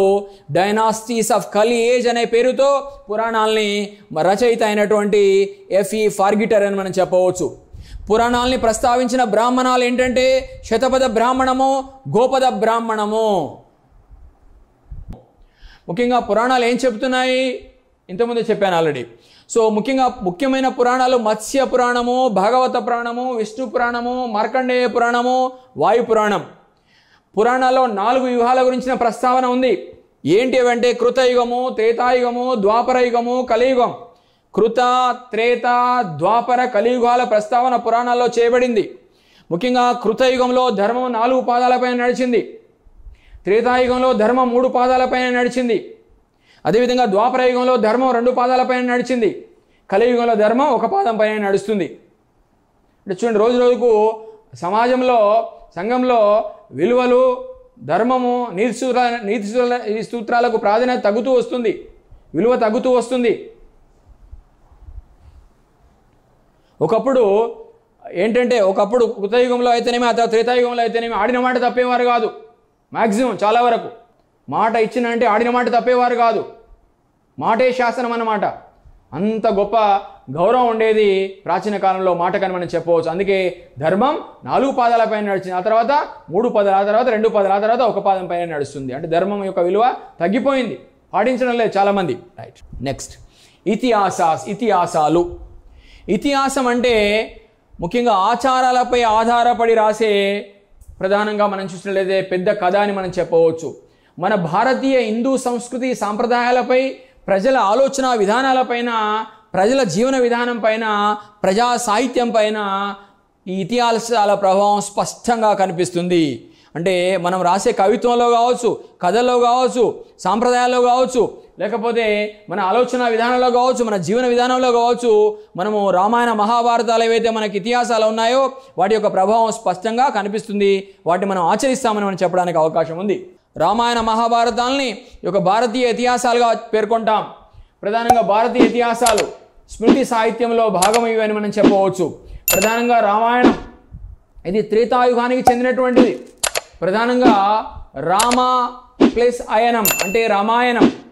సో రామ అంటే మనకు తెలుసు రాముడు, ఆయనం అంటే దారి లేదా మార్గం. అంటే రామాయణం అంటే రాముడు నడిచిన దారి, రాముడు చూపిన దారి. సో రాముని యొక్క మార్గం అని మనం చెప్పవచ్చు. మరి రామాయణం అంటే రాముని యొక్క దారి మార్గం అని మనం చెప్పవచ్చు. సో ఈ విధంగా రాముడు ధర్మ మార్గంలో నడిచాడు కాబట్టి ప్రజలు రాముని ఆదర్శ పురుషుడిగా అభివర్ణిస్తారు, రాముని ఆదర్శ పురుషుడిగా నమ్ముతారు, ఫాలో అవుతారు. సో ఈ విధంగా మరి ఇందులో ప్రధానంగా మనం చూసినట్లయితే అనేక భాగాలు ఉన్నాయి. బాలకాండ ఏం చెప్తుందంటే శ్రీరాముని యొక్క పుట్టుక, శ్రీరాముని విద్యాభ్యాసము, అలాగే సీతను రాముడు వివాహం చేసుకోవడం గురించి బాలకాండలో పేర్కొనబడింది. అదేవిధంగా అయోధ్యకాండ రాముని యొక్క వనవాసం గురించి, ముఖ్యంగా 14 సంవత్సరాలు ఇతడు వనవాసం చేయడం జరిగింది. సో ఆ కాలంలో భరతుని తన ప్రతినిధిగా నియమించడం జరిగింది, తన సోదరుడైన భరతుని ప్రతినిధిగా నియమించడం జరిగింది. అలాగే అరణ్యకాండ ఏం చెప్తుందంటే పర్ణశాలలో నివాసం, ముఖ్యంగా సీత, రామ మరియు లక్ష్మణులు పర్ణశాలలో ఆ విధంగా నివాసం ఉన్నారు అని మనకు అరణ్యకాండ ద్వారా తెలియవస్తుంది. కిష్కింధకాండ ఇందులో ఏముందంటే ఈ యొక్క భాగంలో రామాయణంలో కిష్కింధకాండలో ఏముందంటే సీతాన్వేషణ గురించి ఉంది, సీతను గురించి వెతకడం జరుగుతుంది. అదేవిధంగా సుగ్రీవునితో స్నేహము, రామలక్ష్మణులు స్నేహం చేస్తారు సుగ్రీవునితో. ఆ తర్వాత వాలిని చంపడము, వాలి ఎవరు అంటే ఈ వాజ్ ద బ్రదర్ ఆఫ్ సుగ్రీవుని యొక్క బ్రదరే వాలి. సీతాన్వేషణలో రామునికి సహాయం చేసింది ఎవరంటే సుగ్రీవుడు మరియు అతని యొక్క సైన్యం అని మనం చెప్పవచ్చు. అది ఎందులో ఉంది? కిష్కింధకాండలో ఉంది. సుందరకాండలో ఏముందంటే హనుమంతుని యొక్క గొప్పతనము, సీతాన్వేషణలో హనుమంతుడు రాముడికి సహకరించడము, అలాగే హనుమాన్ లంకకు చేరుకోవడము, ఆకాశ మార్గంలో సీతను కలుసుకున్న హనుమాన్, లంకను కాల్చినటువంటి హనుమంతుడు, ఈ విషయాల ప్రస్తావన మనకు సుందరకాండలో కనిపిస్తుంది. ఇక చివరి భాగము ఉత్తరకాండ. ఇందులో రామరాజ్య స్థాపన, లవకుశుల యొక్క జననము, రామకథ ప్రచారం మొదలైన విషయాలు ఉత్తరకాండలో ఉన్నాయి. మరి శ్రీరాముడి గురించి ఒకసారి తెలుసుకునే ప్రయత్నం చేద్దాం. శ్రీరాముడు విష్ణువు యొక్క దశావతారాల్లో ఒక అవతారమే శ్రీరాముని అవతారంగా భావిస్తాం. ప్రధానంగా విష్ణువు దశావతారాలు ఉన్నాయి. అందులో 7వ అవతారము యొక్క శ్రీరాముని అవతారం. శ్రీరాముని యొక్క తండ్రి ఎవరంటే దశరథ మహారాజు, తల్లి కౌసల్య. వీళ్ళ యొక్క కులగురువు ఎవరంటే వశిష్ఠ మహర్షి. అలాగే శ్రీరామునికి అస్త్ర విద్యలు నేర్పింది ఎవరంటే విశ్వామిత్ర మహర్షి వారు. ఇతని యొక్క రాజ్యం పేరు ఏంటంటే కోసల రాజ్యము. శ్రీరాముని యొక్క వంశము ఇక్ష్వాకు వంశము, క్షత్రియ తెగకు చెందినవాడు, రాజవంశానికి చెందినవాడు. శ్రీరాముని యొక్క భార్య పేరు సీతాదేవి. సో శ్రీరాముని యొక్క కుమారులే లవుడు మరియు కుశుడు, లవకుశులు అంటారు. శ్రీరాముని యొక్క సోదరులు లక్ష్మణుడు, భరతుడు, శత్రుఘ్న. అదేవిధంగా మరి ప్రధానంగా చూసినట్లయితే శ్రీరాముడు వనవాస కాలం 14 సంవత్సరాలను ఇంతమంది చెప్పుకున్నాము. శ్రీరామునికి నమ్మిన బంటు ఎవరంటే శ్రీరాముడు నమ్మిన బంటు హనుమంతుడు. శ్రీరాముడు ఎవరితో యుద్ధం చేశాడంటే రావణుడితో యుద్ధం చేయడం జరిగింది. ఎవరి రావణుడు అంటే లంకాధిపతి, శ్రీలంక యొక్క రాజు ఈ యొక్క రావణుడు అని మనం చెప్పవచ్చు. పరమ శివభక్తుడు, ఈ యొక్క రావణుడు పరమ శివభక్తుడు అని మనం చెప్పవచ్చు. సో లంకాధిపతి అయిన రావణుని యొక్క భార్యయే మండోదరి. రావణుని యొక్క తల్లి కైకేసి, రావణుని యొక్క తండ్రి విశ్రవుడు. అబ్బాయిలు గుర్తుపెట్టుకోవాలి. అదేవిధంగా సీత గురించి ఒకసారి తెలుసుకునే ప్రయత్నం చేద్దాము. సీతమ్మ వారు సో రాముని యొక్క భార్య. మరి సీత యొక్క తండ్రి జనక మహారాజు. సీత యొక్క తల్లి పేరు సునయన. సీత యొక్క రాజ్యము వైదేహ రాజ్యం, వైదేహ రాజ్యము. దీని యొక్క రాజధాని మిథిలా నగరం. సో సీతా స్వయంవరం ఎక్కడ జరిగిందంటే మిథిలాపురిలోనే, మిథిల నగరంలోనే జరిగింది అని మనం చెప్పుకోవచ్చు. రామాయణం ప్రధానంగా ఈ రామాయణాన్ని తెలుగు భాషలోకి అనువదించారు ఎవరంటే గోన బుద్ధారెడ్డి, దాని పేరే రంగనాథ రామాయణం. కన్నడ భాషలోకి అనువదించారు కుమార వాల్మీకి, తోవరే రామాయణ అంటారు. తమిళ భాషలోకి అనువదించారు కంబన్, అందుకే దీన్ని కంబన్ రామాయణం అంటాం. సో బెంగాలీ భాషలోకి అనువదించారు కృత్తిబస్ ఓజా బెంగాలీ భాషలోకి రామాయణాన్ని అనువదించడం జరిగింది. ఆంగ్ల భాషలోకి అనువదించారు రాల్ఫ్ టిహెచ్ గ్రిఫత్. మహాభారతం దీని యొక్క రచయిత వ్యాస మహర్షి. అదేవిధంగా ఇది ఏ భాషలో రచించబడిందంటే సంస్కృత భాషలో రచించబడింది. మరి రామాయణ రచయిత ఎవరు అంటే ఒక వాల్మీకి మహర్షి, రామాయణం రచయిత వాల్మీకి మహర్షి. మహాభారతం యొక్క రచయిత వ్యాస మహర్షి. అవి గుర్తుపెట్టుకోవాలి. అదేవిధంగా ఇతర పేర్లు ఏంటంటే ఈ యొక్క మహాభారతానికి జయ సంహిత. ఈ యొక్క మహాభారతం యొక్క తొలి పేరే జయ సంహిత, మొట్టమొదటి పేరు జయ సంహితే. ఎవరి జయ సంహిత ఇది? పాండవ జయ సంహిత. సో ఆ తర్వాత పేర్లు దీన్ని మనము శతసహస్ర సంహిత అంటాం, పంచమ వేదం అంటాం, మహాభారతం అంటాం. మహాభారతం యొక్క అసలు పేరు జయ సంహిత. ఏ యుగానికి చెందినటువంటిది అంటే ద్వాపర యుగానికి చెందినటువంటిది ఈ మహాభారతం. ప్రధానంగా దీన్ని మనము ఈ యొక్క శతసహస్ర సంహిత అంటే దాదాపు శత అంటే 100, సహస్ర అంటే 1000.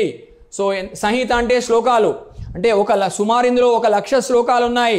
అందుకే దీన్ని మనము శతసహస్ర సంహిత అంటున్నాము. సో మనకు వేదాలు ఎన్ని? 4 మాత్రమే. వేదాలు 4 మాత్రమే. వేదాలు 4. కానీ దీన్ని మనం 5వ వేదంగా పరిగణిస్తాం, 5వ వేదంగా భావిస్తాం, 5వ వేదంగా గుర్తిస్తాం, గౌరవిస్తాం. So Mahabharata is being considered as Panchama Veda or 5th Veda by the people of India, though it is not one of the Vedas. Originally, we have only 4 Vedas. As you know, they are Rig Veda, Yajurveda, Samaveda and Adharana Veda. So Rigvedamu, Yajurvedamu, Samavedamu, Adharana Vedam, వేదాలు 4. కానీ మనము ఇది వేదం కానప్పటికీ వేదం స్థాయిలో గౌరవిస్తాము. దీన్ని ప్రజలు పంచమ వేదంగా భావిస్తారు, 5వ వేదంగా భావిస్తారు, 5వ వేదంగా గౌరవిస్తారు. గమనించాలి.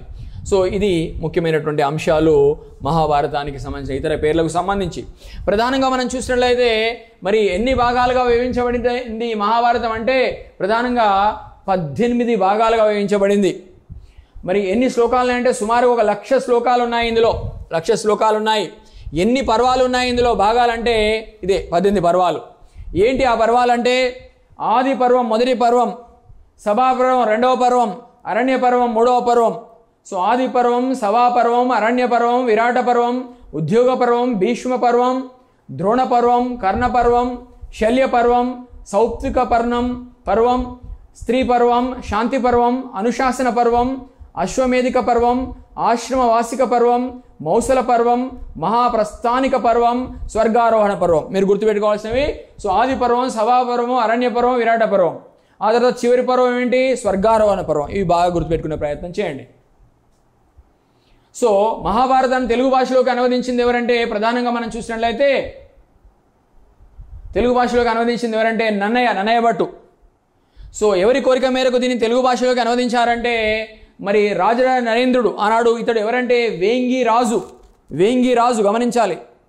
సో ఆనాడు ఆంధ్రప్రదేశ్లోని వేంగి, ప్రస్తుత వేంగి అనే ప్రాంతాన్ని రాజధానిగా చేసుకొని పరిపాలించారు ఈ యొక్క చాళుక్యులు. అందుకే వారు వెంగి చాళుక్యులు అన్నారు. వీరికి మరో పేరే తూర్పు చాళుక్యులు, ఈస్టర్న్ చాళుక్యాస్ ఆఫ్ వేంగి అంటున్నాం. వీరిని మనం ఏమంటున్నాము? ఈస్టర్న్ చాళుక్యాస్ ఆఫ్ వేంగి అంటున్నాం. ఈస్టర్న్ చాళుక్యాస్ ఆఫ్ వేంగి అంటే వేంగి చాళుక్యులు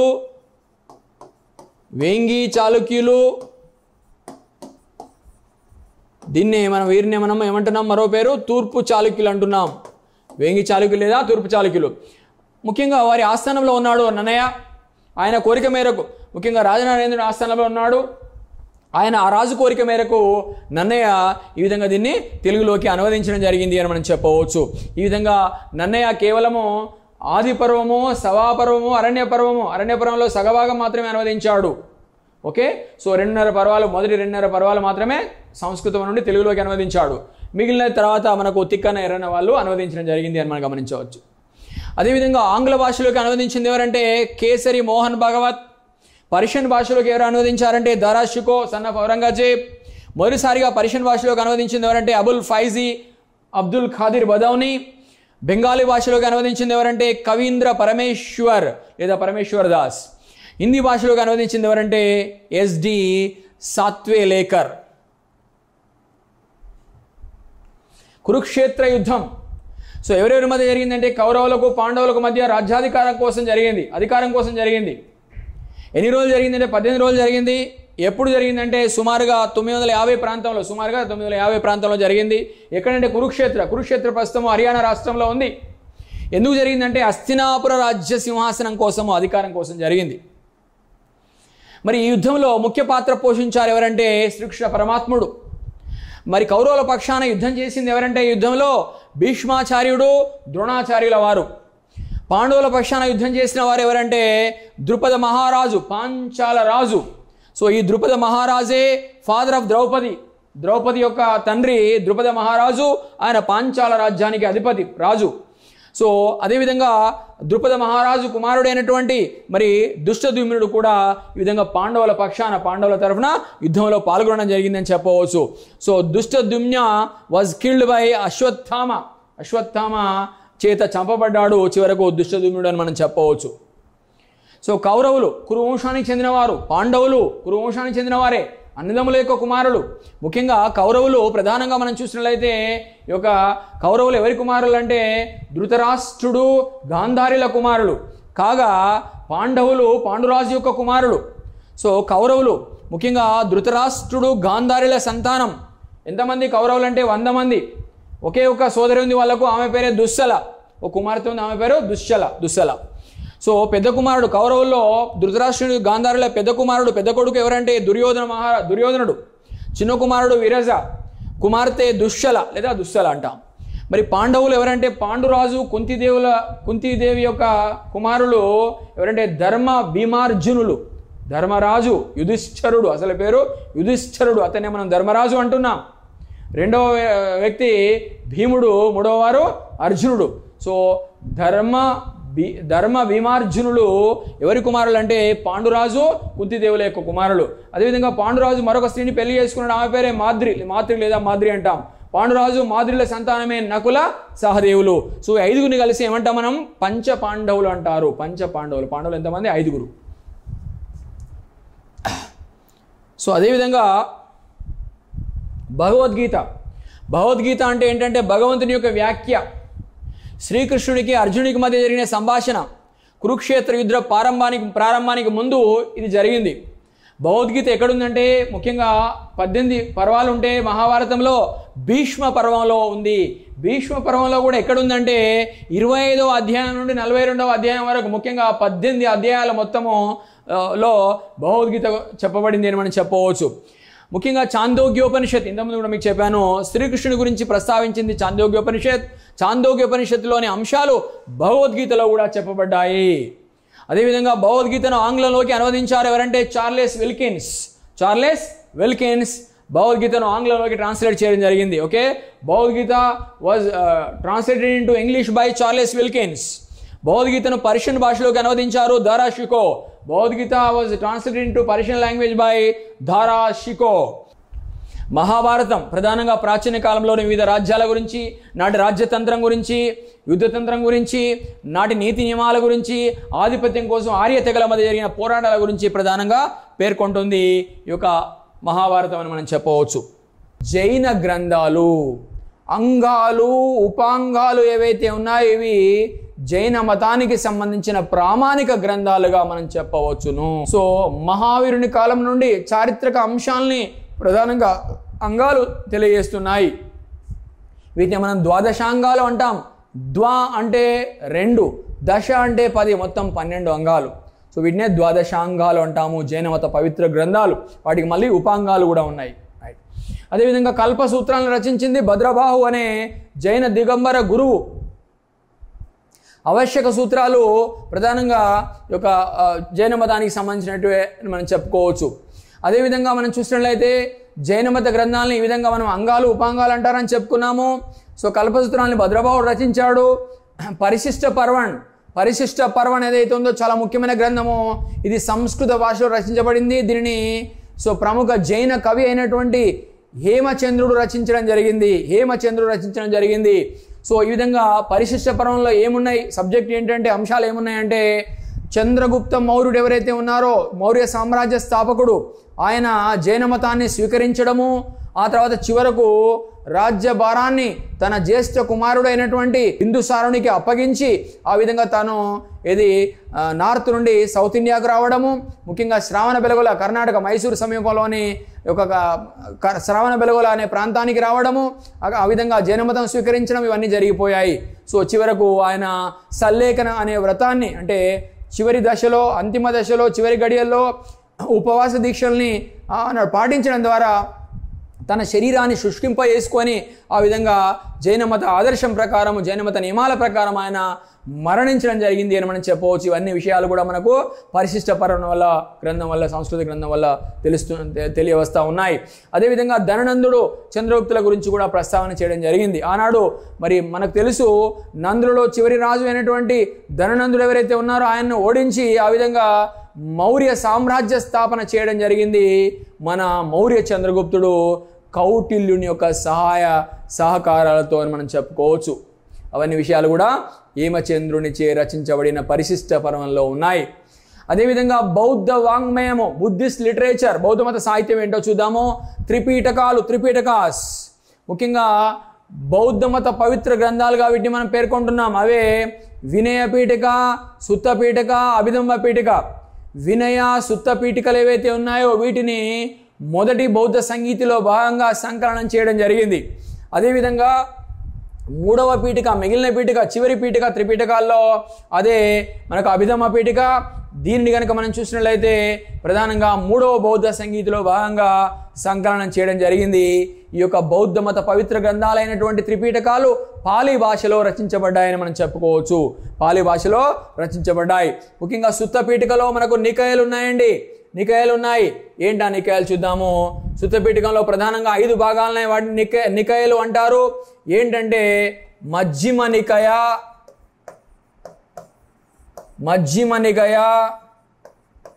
అంగుత్తర నికాయ, సంయుక్త నికాయ,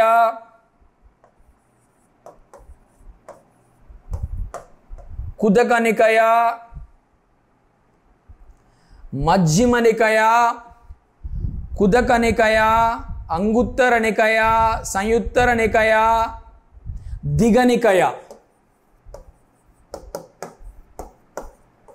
ఈ యొక్క 5 భాగాలు కూడా సుత్త పీఠికకు సంబంధించినటువంటివే. సుత్త పీఠికను సంకలనం చేసింది బుద్ధుని ప్రియశిష్యుల్లో ఒకరు అయినటువంటి ఆనందుడు. అదేవిధంగా వినయ పీఠికను సంకలనం చేసింది బుద్ధుని శిష్యుల్లో ఒకడైనటువంటి ఉపాలి అని మనం చెప్పవచ్చు. ఉపాలి, ఇది ఆనందుడు.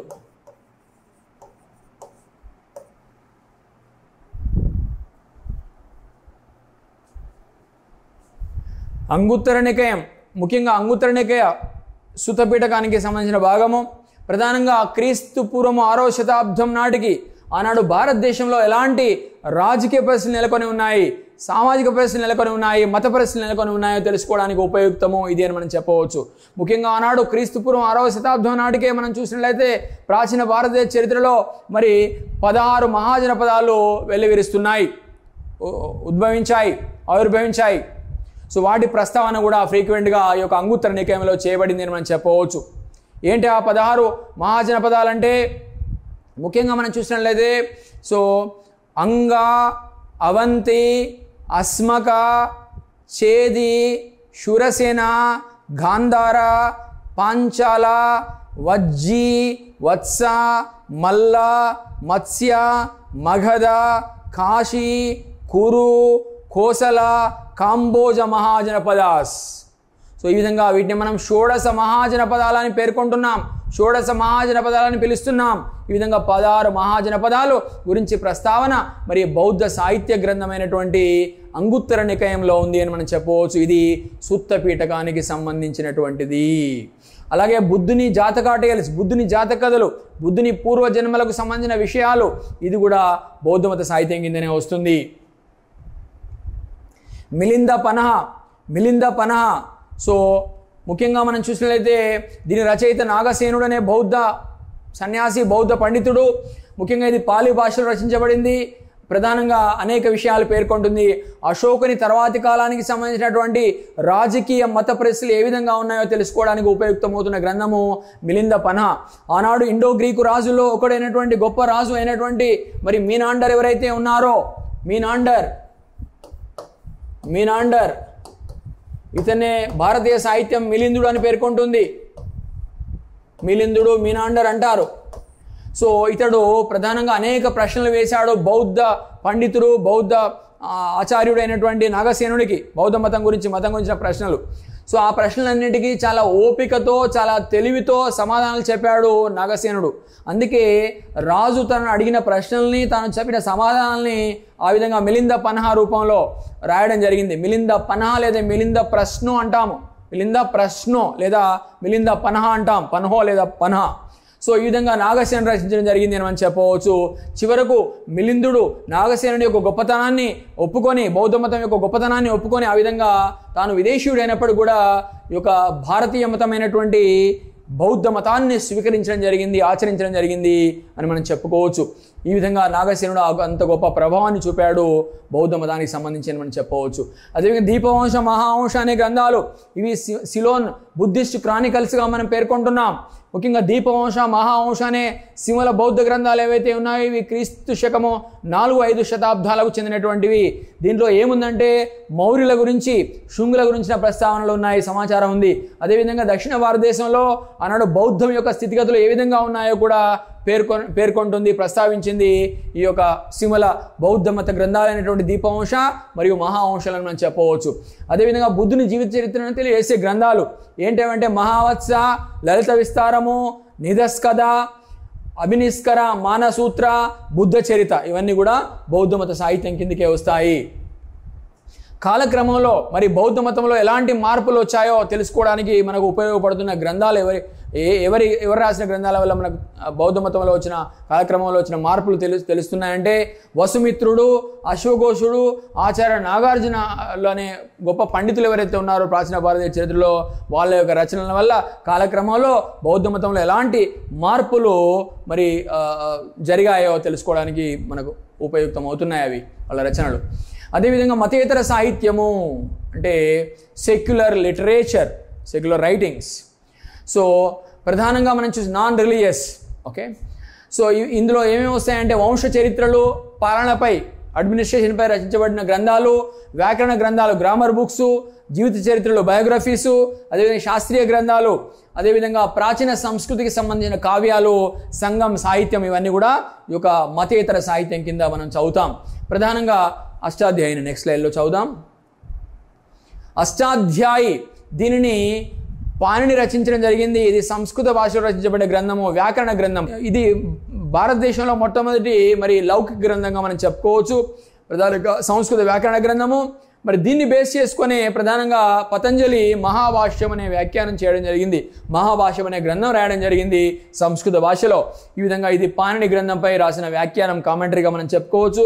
క్రీస్తుపూర్వం 2వ శతాబ్దంలో భారత్పై గ్రీకులు దండయాత్ర విషయాల్ని మహాభాష్యం పేర్కొంటుంది. అలాగే గార్గుడి యొక్క జ్యోతిష్య సంహిత కూడా మరొక గ్రంథము. అదేవిధంగా అర్థశాస్త్రము, ముఖ్యంగా దీని రచయిత ఎవరంటే కౌటిల్యుడు. ఇది సంస్కృత భాషలో రచించబడింది. ఏమున్నాయి ఇందులో అంటే రాజనీతికి సంబంధించినటువంటి పాలనాపరమైన అంశాలు కూడా ఉన్నాయని మనం చెప్పవచ్చు. అదేవిధంగా Arthashastra is written on polity by Kautilya or Chanakya or Vishnugupta in which language? Sanskrit language. So దీని ప్రాధాన్యత ఏంటంటే రాజనీతి గురించి రాయబడిన మొట్టమొదటి శాస్త్రీయ గ్రంథంగా ఈ యొక్క అర్థశాస్త్రాన్ని చెప్పవచ్చు. మౌర్యుల చరిత్ర పునర్నిర్మాణంలో ఉపయోగపడుతుంది ఈ యొక్క గ్రంథము. మౌర్యుల కాలం నాటి సాంఘిక ఆర్థిక అంశాలు భారతీయ సాహిత్యం మొత్తంలో ఒక అసదృశ్య గ్రంథము ఈ యొక్క మన కౌటిల్యుని రచించబడినటువంటి అర్థశాస్త్రం అని వింటర్ నిడ్జ్ అభిప్రాయపడుతూ ఉన్నాడు. నీతి శాస్త్రం దీన్ని రచించింది ఎవరంటే కామందకుడు. గుప్తుల పరిపాలనా కాలంకి సంబంధించిన విషయాలు తెలుసుకోవడానికి ఉపయోగపడుతుంది. గుప్తుల యొక్క పరిపాలన, వాళ్ళ యొక్క రాజధర్మం ఎట్లా ఉందో తెలుసుకోవడానికి కామందకుని రచించబడిన నీతి శాస్త్రం ఉపయోగపడుతుంది. అదేవిధంగా మనం చూసినట్లయితే కుమారపాల చరిత దీన్ని రచించింది హేమచంద్రుడే. ఇంతకుముందు కూడా మీకు చెప్పాను, హేమచంద్రుడు పరిశిష్ట పర్వన్ అనే గ్రంథాన్ని రాయడం జరిగింది. అదేవిధంగా కుమారపాల చరిత రాయడం జరిగింది, నేమినాథ చరిత రాయడం జరిగింది, త్రిషష్టి శలక పురుష అంటే జైన మతంలో 63 మంది గొప్ప సన్యాసుల గురించి రాయడం జరిగింది, ఇంక్లూడింగ్ తీర్థంకరాస్ మత గురువులు. సో చాలా గొప్ప వ్యక్తి, ప్రముఖ జైన కవి అని మనం చెప్పవచ్చు. ఇతడు ప్రధానంగా ఎవరి ఆస్థానంలో ఉన్నాడంటే జయసింహ సిద్ధరాజు ఆస్థానంలో ఉన్నాడు. జయసింహ సిద్ధరాజు మరి అతని కుమారుడైనటువంటి కుమారపాలుని ఆస్థానాల్లో ఉన్నాడు మన యొక్క హేమచంద్రుడు అని మనం చెప్పవచ్చు. హమ్మీర కావ్యము న్యాయచంద్రుడు రచించాడు. నవశశాంక చరిత్ర పద్మగుప్తుడు రచించడం జరిగింది. సో ఈ యొక్క సంస్కృత భాషలో పృథ్వీరాజ్ రాసో అనే గ్రంథాన్ని చాంద్ బర్దాయ్ రచించడం జరిగింది. చాంద్ బర్దాయ్ ముఖ్యంగా హిందీ భాషలో రచించడం జరిగింది. గొప్ప హిందీ కావ్యంగా సో పృథ్వీరాజ్ రాసో అనే గ్రంథాన్ని మనము పేర్కొనవచ్చు. ప్రధానంగా మనం చూసినట్లయితే ఇక్కడ మనకు తెలుసు పృథ్వీరాజ్ చౌహాన్ అనే గొప్ప రాజు ఉన్నాడు. 3వ పృథ్వీరాజ్ చౌహాన్ వంశస్థులు రాజపుత్ర వంశాల్లో ఒకటి చౌహాన్ వంశము, చౌహమానులు లేదా చహమానులు, చౌహాన్స్. అందులో గొప్ప రాజు మన రాయ్ పితూరా అని ప్రసిద్ధిగాంచినటువంటి 3వ పృథ్వీరాజ్ చౌహాన్. అతని కాలంలో కనుక మనం చూసినట్లయితే ముస్లింలు భారతదేశం పైన దండయాత్రకు రావడం జరిగింది. ముఖ్యంగా మహమ్మద్ గోరి అనే గోర్ ప్రాంత పాలకుడు. సో ఆ నేపథ్యంలో మనం చూసినట్లయితే మరి మొదటి తరైన్ యుద్ధం జరిగింది, లేదా మొదటి తరైన్ యుద్ధం, దీన్నే మొదటి స్థానేశ్వర యుద్ధం అంటాము. 1191లో జరిగింది. దీనిలో విజయం సాధించాడు పృథ్వీరాజ్ చౌహాన్ III. అలాగే మరుసటి సంవత్సరమే రెండవ యొక్క తరైన్ యుద్ధం జరిగింది 1192లో. ఎవరెవరి మధ్య? Muhammad Ghori versus Prithviraj Chauhan III. So ఈ నేపథ్యంలో ఈ రెండవ తరైన్ యుద్ధం, స్థానేశ్వర యుద్ధంలో పృథ్వీరాజ్ చౌహాన్ ఓడించాడట మహమ్మద్ గోరీ అనే గోర్ ప్రాంత పాలకుడు. సో ఆ విధంగా మనం చూసినట్లయితే ఈ యొక్క పృథ్వీరాజ్ యొక్క ప్రేమ కథను కూడా ఇందులో రచయిత చాంద్ బర్దాయ్ చెప్పడం జరిగింది. ఏంటంటే ఆనాడు కనౌజ్ పాలకుడు ఉన్నాడు. కనౌజ్ పాలకుడైనటువంటి జయచంద్రుని కూతురు రాణి సంయోజిత లేదా సంయుక్త అంటాము. ఆమె మన రాజును ప్రేమించుకున్నారు పృథ్వీరాజ్ చౌహాన్ III. సో ఈ విధంగా మ్యారేజ్ చేసుకోవడం జరిగింది. సో ఈ కథను కూడా మన పృథ్వీరాజ్ రాసో అనే గ్రంథంలో మరి చాంద్ బర్దాయ్ వర్ణించడం జరిగింది అని మనం చెప్పుకోవచ్చు. అదేవిధంగా హర్షచరిత అనే గ్రంథాన్ని బాణభట్టు లేదా బాణుడు రచించాడు. ఇతడు హర్షుని ఆస్థాన కవి. సంస్కృత భాషలో హర్షచరితను రచించడం జరిగింది అని మనం చెప్పవచ్చు. కుమారపాల చరిత్రను ఎవరు రచించారంటే హేమచంద్ర రచించాడు. ఏ భాషలో? సంస్కృత భాషలో. అదేవిధంగా గౌడవాహో అనే కావ్యాన్ని మరి వాక్పతి రాజు రచించడం జరిగింది. సో ఏ భాషలో? ప్రాకృత భాషలో రచించడం జరిగింది. ఎవరి గురించి ఇది రాయబడింది అంటే యశోవర్మన్ అనే కనౌజ్ రాజు గురించి రాయబడింది ఇందులో. అలాగే రామచరిత సంధ్యాకర నంది రచించడం జరిగింది అని మనం చెప్పవచ్చు. ఏ భాషలో అంటే దీనిని సంస్కృత భాషలో రచించడం జరిగింది. రామచరిత్ర లేదా రామచరితమును పాలవంశ రాజుల్లో ఒకడు అయినటువంటి రామపాలుని జీవిత చరిత్ర ఇది. దీన్ని అతని ఆస్థాన కవి అయినటువంటి సంధ్యాకర నంది రాయడం జరిగింది సంస్కృత భాషలో. తూర్పు భారతదేశ పాలకుడు, బెంగాల్ పాలకుడు ఎవరు? రామపాలుడు. ప్రాచీన సంస్కృత సాహిత్యము అశ్వఘోషుడు. ప్రధానంగా ఇతడు కనిష్కుని ఆస్థాన కవి. 4వ బౌద్ధ సంగీతికి ఉపాధ్యక్షుడిగా వివరించడం జరిగింది. ఇతని రచనలు ఏంటంటే Buddha Charita is nothing but the biography of బుద్ధుని జీవిత చరిత్రకు సంబంధించిన గ్రంథం ఇది. ఇంకా దీంతో పాటుగా ఇతడు అనేక గ్రంథాలు రచించాడు. అశ్వఘోషుడు అనే సంస్కృత కవి పండితుడు. అవే సో బుద్ధ చరిత్రతో పాటుగా సౌందర్య నందము లేదా సౌందర్యనందము, వజ్రసూచి, సారిపుత్త ప్రకరణ ఇలాంటి గ్రంథాలు రచించడం జరిగింది. అలాగే మాలవికాగ్నిమిత్రము. సో దీనిని కాళిదాసు రచించడం జరిగింది. గుప్తుల కాలంలో జీవించి ఉన్నాడు. మరి పుష్యమిత్ర శుంగుని కాలం నాటి పరిస్థితులను తెలుసుకోవడానికి ఉపయుక్తమవుతుంది మాలవికాగ్నిమిత్రం. పుష్యమిత్ర శుంగుడు శుంగవంశ స్థాపకుడు. చివరి మౌర్య రాజు అయినటువంటి బృహద్రథుణ్ణి ఓడించి ఆనాడు పుష్యమిత్ర శుంగుడు ఆ విధంగా శుంగవంశ పాలనను ప్రారంభించడం జరిగింది. పుష్యమిత్ర శుంగుని అనంతరం అధికారంలోకి వచ్చాడు అతని కుమారుడైనటువంటి అగ్నిమిత్రుడు. సో ఈ అగ్నిమిత్రుడు మాలవిక అనే అమ్మాయి, ఇద్దరు ప్రేమించుకున్నారు. ఆ యొక్క ప్రేమాయణం ఈ యొక్క మాలవిక అగ్నిమిత్రంలో చెప్పబడింది. తదనంతర కాలంలో మరి కాళిదాస మహాకవి చేత మాలవిక అగ్నిమిత్రుల ప్రేమాయణము, విదిష విదర్భల మధ్య పోరాటం శుంగుల కాలంలో ఎట్లా జరిగింది, అదే సింధు తీరంలో గ్రీకుల ఓటమి ఇత్యాది విషయాల ప్రస్తావన కాళిదాస మహాకవి తన మాళవికాగ్నిమిత్రంలో ప్రస్తావించడం జరిగింది. అదేవిధంగా ముద్రా రాక్షసము ప్రధానంగా మనం చూసినట్లయితే విశాఖదత్తుడు అనే గుప్తుల కాలంలో జీవించి ఉన్నటువంటి విశాఖదత్తుడు అనే కవి, పండితుడు, సంస్కృత నాటకర్త ముఖ్యమైన గ్రంథాలు 2 గ్రంథాలు రాశాడు. అవే ముద్రా రాక్షసము, రెండవది దేవి చంద్రగుప్తము.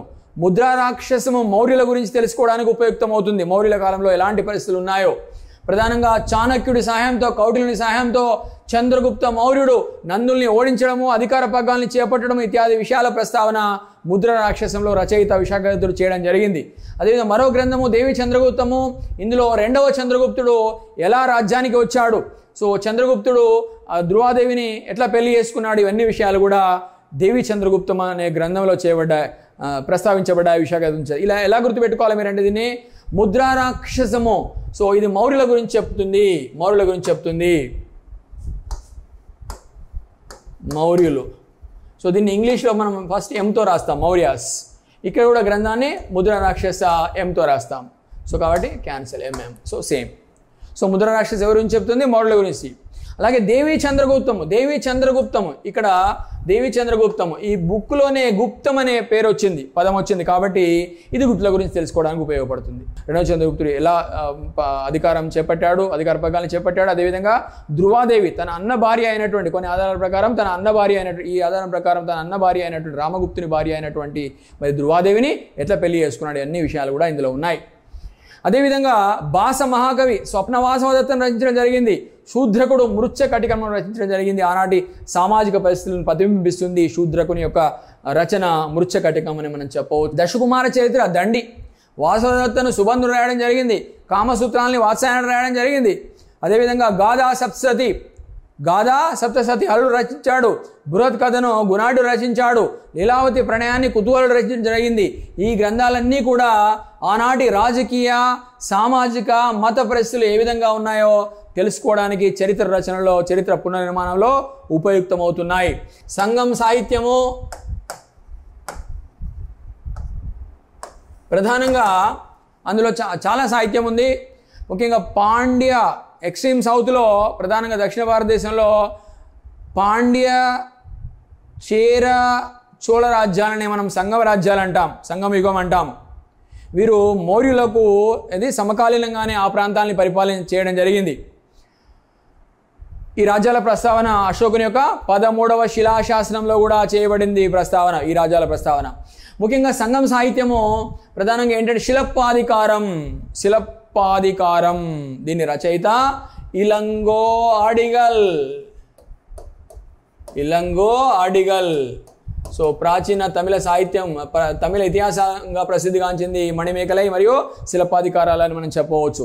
అలాగే మణిమేకలై అనే గ్రంథాన్ని సిత్తలై సెత్తనార్ రచించడం జరిగింది. శిలప్పాధికారం రచయిత ఇలంగో అడిగల్. కురల్ రచయిత తిరువళ్ళువార్.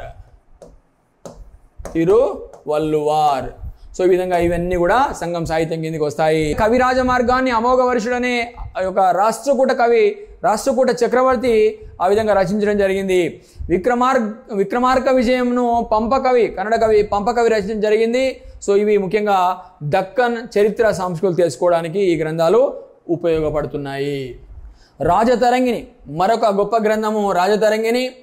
సో 1148-49 వరకు మరి కాశ్మీర్ రాజుల చరిత్ర గురించి, కాశ్మీరాన్ని పరిపాలించినటువంటి రాజుల చరిత్రను తెలుసుకోవడానికి ఉపయుక్తమవుతుంది. దీని రచయిత కల్హనుడు. ఇది సంస్కృత భాషలో రచించబడింది. సో కాశ్మీర రాజుల వంశావళిని, కాశ్మీరుడు ముఖ్యంగా లోహర వంశం, కర్కోటక వంశము, ఉత్పల వంశము, లోహర వంశము, షామీర వంశము, ఇలా రకరకాల వంశాలు పరిపాలించాయి. ముఖ్యంగా కాశ్మీర్ను పరిపాలించిన రాజుల వంశావళి గురించి చెప్తుంది ఈ గ్రంథము. కల్హనుడు మరి కాశ్మీరీ బ్రాహ్మణ కుటుంబంలో జన్మించాడట. అతని తండ్రి పేరు చంపకుడు. సో కాశ్మీర రాజు అయిన అరిషుని ద్వారపతి, లార్డ్ ఆఫ్ ద గేట్గా ఉన్నాడు చంపకుడు. ఆయన శైవ మతాన్ని అవలంబించడం జరిగింది, హిందూ మతాన్ని అవలంబించడం జరిగింది. సో ప్రధానంగా ఈ యొక్క గ్రంథం రాజతరంగిణి సంఘటనల్ని వర్ణించడంలో పక్షపాతం చూపలేదు రచయిత ఈ గ్రంథంలో. ఒక న్యాయాధిపతిగా వ్యవహరించాడు కల్హణుడు విషయాల్ని ఇది చెప్తున్న క్రమంలో. అది ఈ గ్రంథాన్ని 3 భాగాలుగా విభజించవచ్చు. ఏంటంటే మొదటి భాగము 3 ప్రకరణలు ఉన్నాయి, 3 పార్ట్స్. ఇతిహాస పురాణ సాంప్రదాయాలపై ఆధారపడి దీన్ని రచించడం జరిగింది. రెండవ భాగంలో 3 ప్రకరణలు ఉన్నాయి. ఇందులో చారిత్రక యథార్థాలను ధృవపరచడం కోసం ఆధారాలను సేకరించే ప్రయత్నం చేశాడు, ఆధారాలను చూపెట్టాడు. రెండవ భాగంలో తన చరిత్ర రచనలో ఉపయోగపడడానికి, అంటే గ్రంథ రచనలో ఉపయోగపడే ఆధారాలు. మూడవ భాగంలో 2 ప్రకరణలు ఉన్నాయి. ముఖ్యంగా 8వ శతాబ్దం నుండి 12వ శతాబ్దం వరకు చరిత్రను వర్ణించడం జరిగింది, కాశ్మీర చరిత్రను ఈ యొక్క 3వ భాగంలో. ఈ విధంగా కల్హణుని విమర్శనాత్మక దృష్టికి ఈ యొక్క 3వ భాగం గొప్ప ఉదాహరణగా మనము ఉటంకించవచ్చు. జోనరాజా, ముఖ్యంగా జోనరాజు ఎప్పుడు జన్మించాడంటే 1389లో జన్మించి 1459లో మరణించడం జరిగింది. ఇతను ఎవరంటే, సో ఈ వాజ్ ద సన్ ఆఫ్ బట్ట నోనరాజా అండ్ గ్రాండ్ సన్ ఆఫ్ లోహరాజా. ఏంటో చూద్దాం ఇంత గురించి, జోనరాజు గురించి ప్రాధాన్యత. 1149-59 వరకు, అంటే రాజతరంగిణి 1145-49 వరకు కాశ్మీర్ చరిత్రనే చెప్తుంది. ఆ తర్వాత చరిత్రను కంటిన్యూ చేశారు. ఎవరు రాశారంటే జోనరాజు రచించడం జరిగింది. సో ఈ విధంగా 1149-1159 వరకు గల కాశ్మీర రాజుల చరిత్రను, వంశావళిని రాశాడు. ఈ యొక్క తాను మరణించాడు 1459 ప్రాంతంలోనే. అప్పటి వరకు, అంటే 10 years ప్లస్ కాశ్మీర చరిత్రను రాశాడు తన మరణం వరకు జోనరాజు అనే కవి. సో అందుకే ఈ పుస్తకానికి కూడా ఏం పేరంటే సేమ్ గమనించండి, చాలా ఇంపార్టెంట్ ఏరియా, రాజతరంగిణి. తన పుస్తకానికి కూడా ఏం పేరు పెట్టాడు? రాజతరంగిణి. సో ఈ విధంగా ఈ రాజతరంగిణియే సెకండ్ రాజతరంగిణియా, 2వ రాజతరంగిణిగా ప్రసిద్ధిగాంచింది చరిత్రలో అని మనం చెప్పవచ్చు. ఈయన పుస్తకం పేరేంటి? రాజతరంగిణి. దీన్ని మనం ఏమంటున్నాము? సెకండ్ రాజతరంగిణి అంటున్నాము. సో ఈ విధంగా ఎవరి ఆస్థానంలో ఉన్నాడంటే ఆనాడు జైనుల్ అబిదిన్ అనే కాశ్మీర రాజు ఆస్థానాన్ని అలంకరించాడు జోనరాజు అనే కవి. 2వ రాజతరంగిణి రచయిత అని మనం చెప్పుకోవచ్చు. అలాగే శాస్త్రీయ సాంకేతిక గ్రంథాలు, సైంటిఫిక్ టెక్నాలజికల్ వర్క్స్. వరాహమిహిరుడు ఉజ్జయినిలో జన్మించాడు. మరి వరాహమిహిరుడు కనుక మనం చూసినట్లయితే ఆయన ప్రధాన రచన పంచసిద్ధాంతిక. ఇది ఖగోళ శాస్త్ర గ్రంథము. సో భారతీయ ఖగోళ శాస్త్రానికి బైబిల్ వంటిదని చెప్పి పండితులు వర్ణించారు ఈ యొక్క గ్రంథాన్ని. అదేవిధంగా ఆర్యభట్టు, ఈయన రచనలు ఏంటంటే సూర్య సిద్ధాంత, ఇది ఖగోళ శాస్త్ర గ్రంథము. ఆర్యభట్టీయము, ఇది గణిత శాస్త్ర గ్రంథము. దశగీతిక సూత్ర, రోమక సిద్ధాంత, ఇలాంటి గొప్ప రచనలు చేశాడు ప్రముఖ గణిత ఖగోళ శాస్త్రవేత్త అయినటువంటి గుప్తుల కాలంలో జీవించి ఉన్నటువంటి ఆర్యభట్టుడు. ఆర్యభట్టు రచన సూర్య సిద్ధాంతము. సో సూర్య సిద్ధాంతము ఆర్యభట్టు రచించాడన్నాము. సో ఇందులో సూర్య కేంద్ర సిద్ధాంతమును ప్రతిపాదించడం జరిగింది. సూర్యగ్రహణము, చంద్రగ్రహణాల గురించి ఆయన ప్రస్తావించడం జరిగింది, వివరించడం జరిగింది. అదేవిధంగా మనకు తెలుసు ఆర్యభట్టు పై విలువను కనుగొనడం జరిగింది. పై విలువ 3.1416గా చెప్పడం జరిగింది. అలాగే ఆయన దశాంశ పద్ధతిని వాడడం జరిగింది. 0ను వాడిన మొట్టమొదటి శాస్త్రజ్ఞుడు మన ఆర్యభట్టు అని మనం చెప్పుకోవచ్చు. అలాగే ఆర్యభట్టు ప్రధానంగా మరి ఆర్యభట్టీయంలో ఏమున్నాయంటే, తన రచన ఆర్యభట్టీయంలో ఏమున్నాయంటే ఆ యొక్క అంకగణితము, బీజగణితము, త్రికోణమితి, రేఖాగణితాల గురించి చెప్పడం జరిగింది ఆర్యభట్టీయం అనే గ్రంథంలో రచయిత. అదేవిధంగా వాగ్భటుడు అష్టాంగ సంగ్రహం అనే గ్రంథాన్ని రాయడం జరిగింది. ఆయుర్వేదాన్ని ఆనాడు ధన్వంతరి రాయడం జరిగింది. ఇది వైద్యశాస్త్ర గ్రంథము, మెడిసిన్ మీద రాయబడిన గ్రంథము. బ్రహ్మగుప్తుని రచనలు ఏంటంటే గుప్తుల కాలంలో జీవించి ఉన్నాడు. ఆయన రచనలు బ్రహ్మస్ఫుట సిద్ధాంతము, కందకాందవ్యం అని మనం చెప్పుకోవచ్చు. చరక సంహిత, ముఖ్యంగా ఇది వైద్యశాస్త్ర గ్రంథము. దీని రచయిత చరకుడు. ఎవరి ఆస్థానంలో ఉన్నాడంటే కనిష్కుని ఆస్థానంలో ఉన్నాడు. కనిష్కుడు కుషాణ రాజు అని మనం చెప్పవచ్చు. తెలంగాణ చరిత్ర సంస్కృతి, ఆంధ్రప్రదేశ్ చరిత్ర సంస్కృతి, భారతదేశ చరిత్ర సంస్కృతి క్లాసెస్ కోసం మా యూట్యూబ్ ఛానల్ మధూస్ ఆన్లైన్ అకాడమీని సబ్స్క్రైబ్ చేసుకోండి. తెలంగాణ ఉద్యమ చరిత్ర క్లాసెస్ కోసం మా యూట్యూబ్ ఛానల్ అయినటువంటి మధూస్ జయ జయ హే తెలంగాణ మూమెంట్ అనే ఛానల్ను సబ్స్క్రైబ్ చేసుకోండి. సోర్సెస్ ఆఫ్ ఇండియన్ హిస్టరీ అంటే భారతదేశ చరిత్ర ఆధారాలు పార్ట్ 3 వీడియో లింక్ను డిస్క్రిప్షన్లో ఇచ్చాను. ఆ లింక్ను క్లిక్ చేసి పార్ట్ 3 వీడియోను చూడండి.